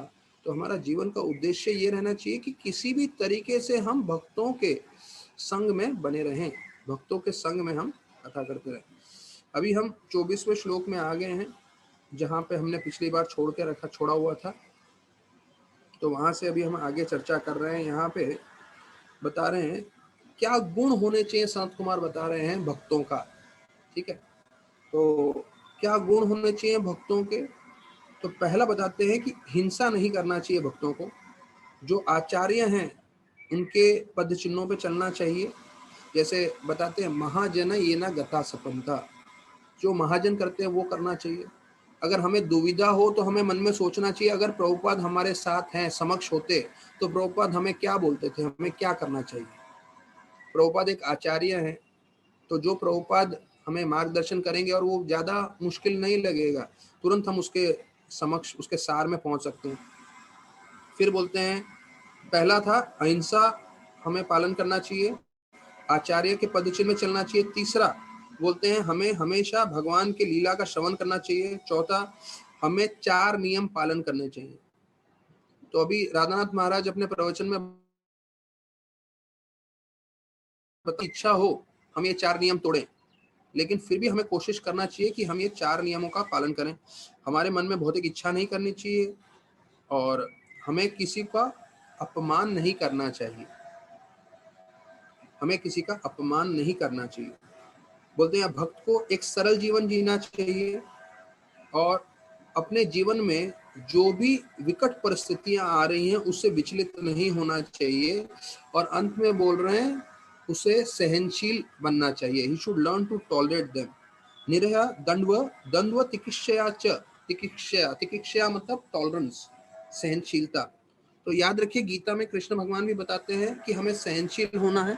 मात्रा स्पर्शास्तु कौन्तेय शीतोष्ण सिक्ख दुखद आगमम पाइनोन्ते ताम तिकिष्व स भारत। तो वहां पे भी बताते हैं कि हमें सहनशील होना चाहिए। और लीला कीर्तन प्रभु प्रवचन में बता रहे थे कि जैसे वो गोवर्धन इको विलेज में थे तो बहुत संघर्ष हो रहा था गर्मी और ठंडी के साथ, तब उन्होंने ये गीता का श्लोक पढ़ा तो उनको बहुत जो है आश्वासन मिला कि भगवान चाहते हैं कि वो सहन करे गर्मी और ठंडी को। तो वैसे बात की द्वंद्व च, जो अब जब देखिए मैंने 1/4 श्लोक भी बताया है, तो याद रखिए 1/4 श्लोक भी सुनने से आपको 1000 गैया दान करने का फल प्राप्त हो रहा है। तो 1/4 श्लोक का भी इतना फल प्राप्त हो रहा है। तो यहाँ बोल रहे हैं द्वंद्व, द्वंद्व मतलब दो चीजें। तो भौतिक जगत में आप हमेशा द्वंद्व में रहेंगे, मान सम्मान, सुख दुख, गर्मी ठंडी, जय विजय पराजय, और ये सब द्वंद्व चलने वाला है। कभी आपकी तबीयत अच्छी होगी, कभी बीमार हो जाओगे। तो ये सब द्वंद्वों के साथ उसको सहन करना है और सहन करते हुए भक्ति करनी है। तो बहुत महत्वपूर्ण चीज बताया है। तो प्रभुपाद इसके तात्पर्य में विस्तार पूर्वक बता रहे हैं कि एक जो भक्त होता है वो वस्तु में साधु रहता है, और एक साधु हमेशा अहिंसा का पालन करता है। तो गीता में प्रभुपाद बताते हैं अहिंसा का मतलब है किसी का भी आध्यात्म जीवन को नहीं रोकना चाहिए, ये अहिंसा का मतलब है। Ahimsa means we should not stop anyone spiritual progress. तो बोलते हैं जो भक्त भगवत धाम जाना चाहते हैं उनको अहिंसा का पालन करना चाहिए। तो श्रीमद् भागवत में बताया गया तितिक्षा कारुणिका, कि हम जो भक्त होते हैं उनके दो गुण होते हैं, कि वो सहनशील होते हैं और कारुणिका, कारुणिका मतलब वो करुणामय होते हैं, वो दूसरे लोगों का कल्याण करना चाहते हैं, दूसरों लोगों को मदद करना चाहते हैं। तो बोलते हैं कि वो खुद के अपने जीवन में उसको चोट लगेगी चलेगा, वो सहन कर लेंगे, पर एक भक्त को चोट लगेगा वो सहन नहीं कर सकते। तो बोलते हैं पूरी दुनिया में हिंसा हो रही है, तो भक्त का पहला कर्तव्य है कि वो हिंसा को रोके। और प्रभुपाद सीधा आ जाते हैं कि बेकार में इतने सारे जानवरों का हत्या हो रहा है पूरे विश्व भर में। अब आप देखिए इतने सारे लाखों लाखों भक्त है इस्कॉन में, और पूरा भारत में जो बताया जाता है 33% से ज्यादा, 40% लोग शाकाहारी हैं। तो उसकी कमी नहीं आ रही, कोई कमजोरी नहीं आ रही, क्यों बेकार में जानवरों का हत्या करना। तो ये जो जानवरों को हत्या करना पूरे विश्व भर में चल रहा है, तो ये हिंसा है। प्रभुपाद बोल रहे हैं अननेसेसरी किलिंग ऑफ एनिमल्स। और देखिए आप किसी को भी, अगर आप किसी को एक झापड़ भी मारते हो तो उसका भी कर्म आता है। तो आप किसी जानवर की हत्या कर रहे हो, उसका गला काट रहे हो, क्यों? क्योंकि आपको उसका मांसाहार करना है, तो उसका कर्म लगेगा ही लगेगा। तो कोई भी हो, कहीं पे भी हो, ये जो है कर्मों का प्रभाव उस पर आने ही वाला है। फिर लोग बोलते हैं हम लोग सुखी क्यों नहीं है, दुनिया में लोग सुखी क्यों नहीं है, लोग हमेशा परेशान क्यों है, कोरोना वायरस क्यों फैल गया है, लाखों की संख्या में लोग मर रहे हैं, क्यों भाई? क्योंकि आप हिंसा कर रहे हो। तो हिंसा का कर्म लग रहा है आपको। तो एक भक्त का कर्तव्य है कि भक्ति का प्रचार करे जितना हो सके। तो एक जब हम कॉलेज में थे तो एक लिटरेसी मिशन था। लिटरेसी मिशन मतलब पूरे भारत में ज़्यादा से ज़्यादा लोग जो हैं पढ़े लिखे हो जाए, कोई अंगूठा छाप ना रहे। तो मैंने भी उसमें भाग लिया था। तो उसमें हम लोग को जाके लोगों को पढ़ाना होता था कि कैसे क ख घ ग लिखना है, अपना नाम कैसे लिखना है, कैसे पढ़ना आना चाहिए। तो वो ये जो लिटरेसी मिशन था उनका एक प्रोवर्ब था, each one teach one. Each one teach one मतलब हर एक व्यक्ति जो है दूसरे व्यक्ति को जाके सिखाए। तो वैसे ही जो लिटरेसी मिशन में है कि भाई सब लोग पढ़े लिखे हों, कोई अनपढ़ ना रहे, तो वैसे आध्यात्म में भक्तों का कर्तव्य है कि ईच वन टीच वन। हर एक व्यक्ति जाए, दूसरे व्यक्ति को ढूंढे, परिवार में है या कोई भी है, उनको बताए भक्ति के बारे में, उनको भागवत के बारे में बताए, और बोले कि कैसे भागवतम के श्रवण से कितना कल्याण होता है। आज के इतने अच्छे 12 पॉइंट सुने हैं, तो वो दोहराए लोगों को, जिससे सब लोग भागवत से जुड़ें और अपना जीवन उद्धार करें। और ये जो है मांसाहार पूरे विश्व भर में चल रहा है वो बंद करें। तो कम से कम हम अपने जीवन में बंद कराएं। हम जितने भी हमारे पार्षद हैं, अपने भक्त हैं, जितने भी हमारे साथ जुड़े हुए लोग हैं, उनके जीवन में बंद कराएं। तो ऐसे जितना हम परिश्रम करते रहेंगे तो उतना ये पूरे विश्व में बंद होगा। तो बोलते हैं एक जो भक्त होता है वो पूरे मानव समाज का मित्र होता है, क्योंकि वो हर जीव को देखता है, वो भगवान का अंश है, वो भगवान के पुत्र हैं। तो ये नहीं कि भाई सिर्फ मनुष्य ही भगवान के पुत्र हैं और ये बकरी और ये मुर्गी और ये मछलियां जो हैं वो भगवान के शिष्य, भगवान के बच्चे नहीं है। नहीं, वो भी भगवान के बच्चे हैं, उनका भी रक्षा हमारा कर्तव्य है, वो रोकना चाहिए। फिर बोल रहे हैं सुहृद सर्वदेहिना, मतलब वो हर एक जीव का मित्र होता है भक्त, ये गीता में बताया है, भगवान बोलते हैं। तो भक्त भी वैसा है, वो भी जो है जैसे भगवान हर जीव के मित्र हैं, वैसे भक्त भी हर जीव का मित्र है। तो ये अहिंसा का परिभाषा बताते हैं। तो ये अभी तक सिर्फ अहिंसा पे प्रभुपाद ने इतना विस्तार बताया। और आगे बता रहे हैं कि अ, अगर हम परंपरा छोड़ के चले जाएं, अभी एक चीज ध्यान रखिएगा, जो भी भक्तगण है, प्रभुपाद के बाहर किसी को नहीं जाना है जीवन पर्यंत। पूरे जीवन में हमें प्रभुपाद से जुड़े रहना है, प्रभुपाद के बाहर नहीं जाना है। मतलब प्रभुपाद ने जो हमें इस्कॉन बताया है, प्रभुपाद ने जो संस्था दी है, प्रभुपाद ने जो किताबें दी हैं, उसको छोड़ के आपको ये नहीं सोचना चाहिए अरे मुझे कुछ और मिल जाएगा बड़ा। आप सिर्फ प्रभुपाद के जो मार्ग है वो पालन करेंगे, 16 माला 4 नियम, प्रभुपाद का भागवत श्रवण करते रहेंगे। हर कोई व्यक्ति जो भी इसको प्रामाणिक रूप से कर रहा है वो पूरी तरह से योग्य बन जाएगा भगवत धाम जाने के लिए, भले ही वो पूरी तरह से शुद्ध हुआ हो ना शुद्ध हुआ हो। क्योंकि हम सब साधक हैं, साधक होते हुए हमारे मन में पूरी तरह से अनर्थ भरे हुए हैं। हर कोई जीव काम क्रोध लोभ और वो सब से भरा हुआ है। लेकिन अगर आप दवाई प्रामाणिक रूप से लेंगे, प्रभुपाद ने बताया है 4 नियम 16 माला जप जो कर रहा है वो भगवत धाम जाने के लिए योग्य बन जाता है। तो यहाँ पे प्रभुपाद बता रहे हैं कि किसी को ये नहीं सोचना चाहिए कि मैं परंपरा से बाहर रह के भक्ति करूंगा। तो ये जो है प्रभुपाद के संस्था से बाहर निकलने के हमारे सपने में भी विचार नहीं आने चाहिए। हाँ, हो सकता है किसी का माला छूट जाए, किसी का माला नहीं हो सकता है किसी का नियम पालन करने में गड़बड़ हो जाए, लेकिन संस्था से बाहर नहीं निकलना चाहिए। अगर आप संस्था से बाहर निकल गए तो आप भक्ति में प्रगति नहीं कर पाओगे, ये हमें ध्यान रखना है। तो कई बार इस्कॉन में मैं आप लोगों को बताऊं, बहुत सारे उतराव चढ़ाव आने वाले हैं। कोई इस्कॉन के बड़े बड़े भक्त इस्कॉन की भक्ति छोड़ के निकल जाते हैं, कई बार ऐसा हुआ है। तो उससे हमें विचलित होते हुए हमें इस्कॉन छोड़ना नहीं है, भक्ति नहीं छोड़नी है। अगर हमने छोड़ दिया तो हमारा भक्ति वहीं पे रुक जाएगा। फिर कब हम भक्ति कर पाएंगे ये कोई गारंटी नहीं है, इस जन्म में, अगले जन्म में, या 1000 जन्मों के बाद। तो इसलिए इस्कॉन में जुड़े रहना है। आचार्यम पुरुषवेदा, तो फिर ये बता रहे हैं कि आचार्य जो है वो हमें पूरी तरह से मार्गदर्शन करते हैं, उन्हें नहीं छोड़ना है। तद विज्ञानार्थम स गुरुम एवा विगच्छेत्, छांदोग्य उपनिषद का बता रहे हैं कि हमें अपने गुरु का आश्रय कभी नहीं छोड़ना चाहिए।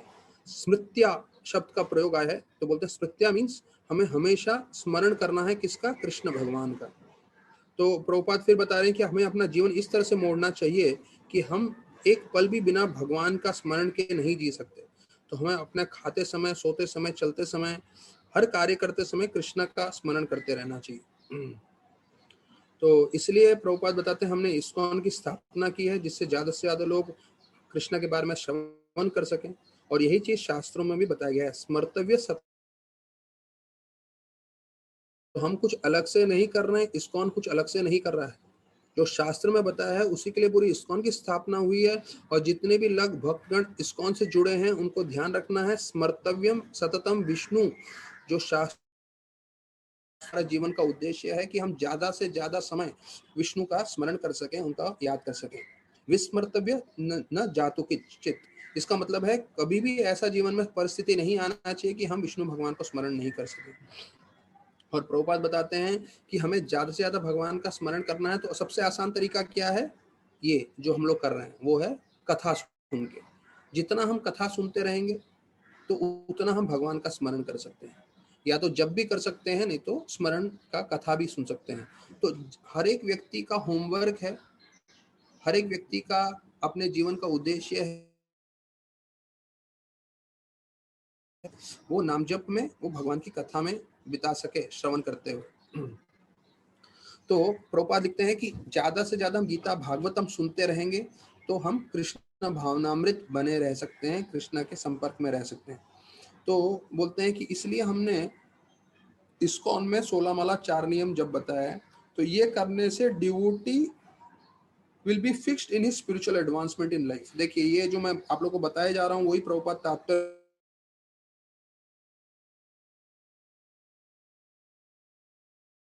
है।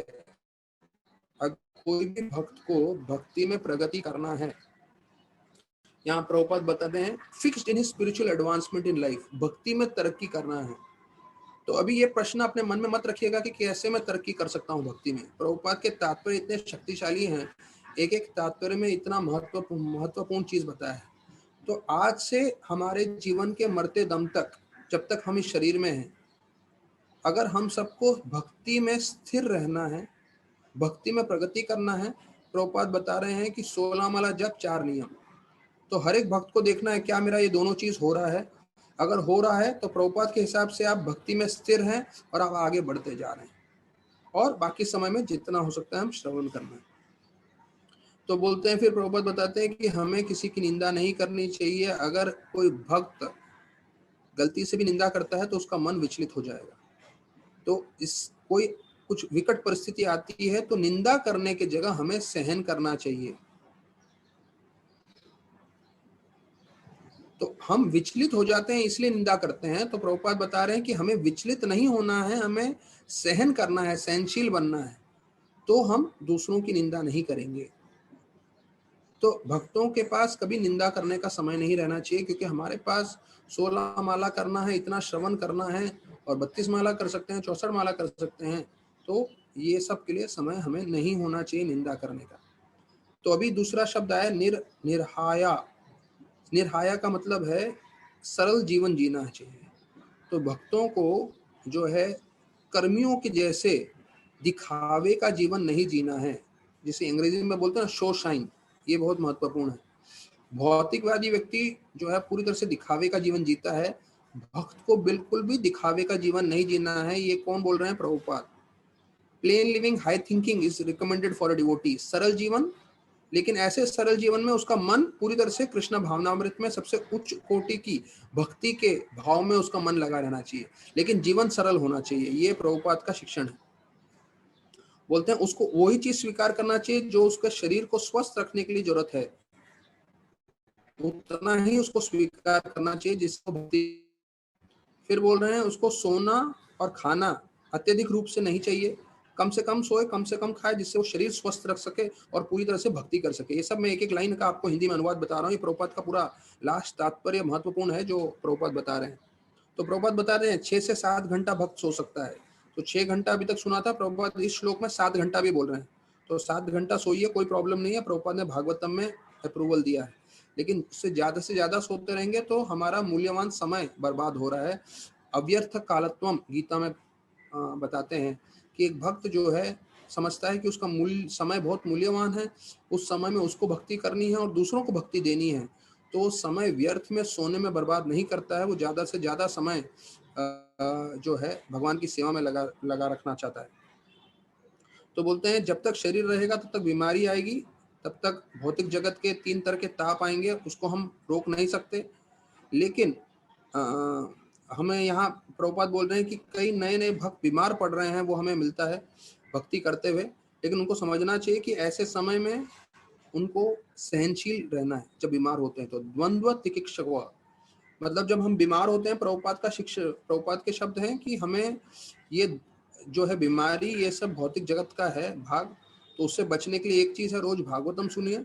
और उसके बाद भी थोड़ा बहुत ऊपर नीचे बीमार हो गए तो आप सहनशील बनिए, विचलित मत होइए। और प्रभुपाद बोलते हैं अपने कृष्ण भक्ति से आपका पतन नहीं होना चाहिए बीमार हो गए तो। If he has fallen sick he has fallen from Krishna consciousness. वैसा नहीं सोचना चाहिए कि मैं बीमार हो गया तो मेरा पतन हो गया, नहीं, कृष्ण भक्ति करते रहना है।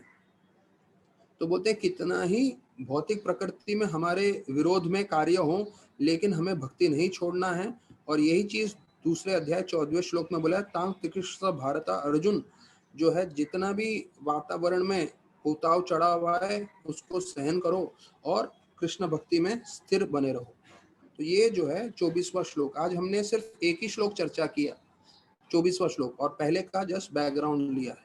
ठीक है, तो अभी हम कल से 25वें श्लोक से चर्चा करेंगे, और 25वें श्लोक में देखेंगे चतुष कुमार हमें और क्या शिक्षण दे रहे हैं भक्ति करने के लिए, कैसे आगे बढ़ना है। तो अभी किसी का प्रश्न आया है, एक से आदित्य प्रभु आप अनम्यूट कर सकते हो। यस प्रभु जी, क्वेश्चन कैसे आया? नहीं, मेरे इस पे क्यों नहीं दिख रहा है मुझे चैट में? पर्सनली मेरे मैसेज चैट किया में प्रश्न मुझे, क्यों नहीं दिख रहा? मैं आपको भेज देता हूँ। अच्छा, ठीक है, पूछो। नहीं नहीं, बोलो बोलो बोलो, सीधा बोलो, प्रश्न पूछो। हाँ ओके, तो उनका क्वेश्चन ऐसा है कि आज जो एडवांटेजेस बताए भागवतम पढ़ने के, can we also get the same advantages by reading Bhagavad Gita? हाँ, से मिल सकता है, लेकिन कैसा है, भगवत गीता मिलके भी आपको मिलेगा, लेकिन क्या है, जब हम गीता महात्म्य चर्चा करेंगे तो गीता महात्म्य के आपको अलग वर मिलेंगे। गीता भागवतम जो है दोनों अलग है। गीता भगवान के मुख से निकला हुआ वाणी है, भागवतम जो है सुखदेव गोस्वामी ने चर्चा किया हुआ है। तो आप भागवतम में पूरे श्लोक देखेंगे जिसमें भगवान बोल रहे हैं, इदम भागवतम नाम पुराना ब्रह्म समितम उत्तम श्लोक चरितम चक्रे भगवान ऋषि, कि ये भागवतम और मैं अलग अलग नहीं है। तो भागवतम मतलब साक्षात कृष्ण। गीता भी अगर ऐसे देखा जाए तो साक्षात कृष्ण ही है, लेकिन गीता में ऐसे कोई श्लोक आपको नहीं मिलेंगे। तो जो भागवतम का है वो गीता पे नहीं डाल सकते, जो गीता का है वो भागवतम पे नहीं डाल सकते। हाँ, एक चीज है, क्योंकि गीता और भागवतम दोनों दिव्य शास्त्र है, प्रभुपाद और चैतन्य महाप्रभु दोनों ने इसका बोला है। अगर कोई गीता से भी उतना ही आसक्त रहेगा वो निश्चित रूप से भगवत धाम जाएगा, उसको सब कृपा मिलेगी। अब आप मुझसे पूछो कि भाई एक एक श्लोक गीता का पढ़ेंगे तो उसको अश्वमेध यज्ञ मिलेगा नहीं मिलेगा, तो उसका जवाब मेरे पास नहीं है। वो भागवत के लिए लिखा है तो भागवत के लिए है। जब हम गीता महात्म्य पढ़ेंगे तो उसका भी हम लोग गुणगान सुन लेंगे। देखिए, गीता पढ़े भागवत पढ़े, लेकिन पढ़ते रहें और भक्तों के संपर्क में रहें, वो मेन है। तो उससे आपका निश्चित रूप से कल्याण हो जाएगा। जिसका भी प्रश्न था, उम्मीद करते हैं आपको इसका जवाब मिल गया होगा। और भक्ति करते रहें। आपको गीता से आसक्ति, गीता पढ़िए, और प्रभुपाद बोले गीता पढ़ने के बाद आपको भागवत में आना है, क्योंकि गीता का post graduation studies Shrimad Bhagavatam. ठीक है, तो बहुत बहुत धन्यवाद सभी भक्तों का। अब आज इतना हमने 12 पॉइंट सुने, भागवत सुनने के कितने लाभ होते हैं। तो जितना आप भागवत सुनते रहेंगे आप सभी लोगों को लाभ होता रहेगा। तो मेरा यही रिक्वेस्ट है, भागवतम से जुड़े रहिए।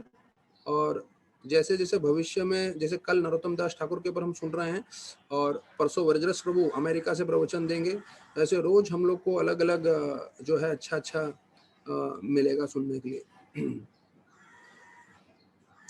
तो अभी यहाँ पे एक और प्रश्न आया हुआ है, एक सेकंड में जरा बोल रहे हैं, Gita tells us how to live life and Bhagavatam tells us how to die, what to do before dying. ये उनका कमेंट आया हुआ है कि भाई गीता बोलता है कैसे जीवन व्यतीत करना है और भागवतम बोलता है कैसे जीवन छोड़ना है।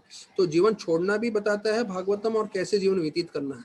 तो अगर प्रहलाद महाराज को जब पूछा गया था उनके पिताजी हिरण्यकशिपु ने, आपको क्या लगता है सबसे उत्तम ज्ञान क्या है, तो उन्होंने बताया था श्रवणम कीर्तनम विष्णु स्मरणम अर्चनम वंदनम दासम साख्यम आत्मनिवेदनम। तो ये जो बताया उन्होंने, ये बताया कि ये श्रवण कीर्तन करना हमारा जीवन का पूरा उद्देश्य है। वही चीज गीता में भी बताया है, कृष्ण भगवान बोलते हैं सततम कीर्तयन्तो माम। अब गीता में भी स्पष्ट वही चीज बताया, भागवत में भी स्पष्ट यही चीज बताया। तो भक्तों को चाहिए वो अपने जीवन में अपनाएं, पूरी तरह से कृष्ण भावनामृत हों, और दूसरा दूसरों को जितना हो सके हम देने की कोशिश करें। ठीक है, तो बहुत बहुत धन्यवाद सभी भक्तों का। कल हम ठीक 4 बजे फिर जुड़ जाएंगे।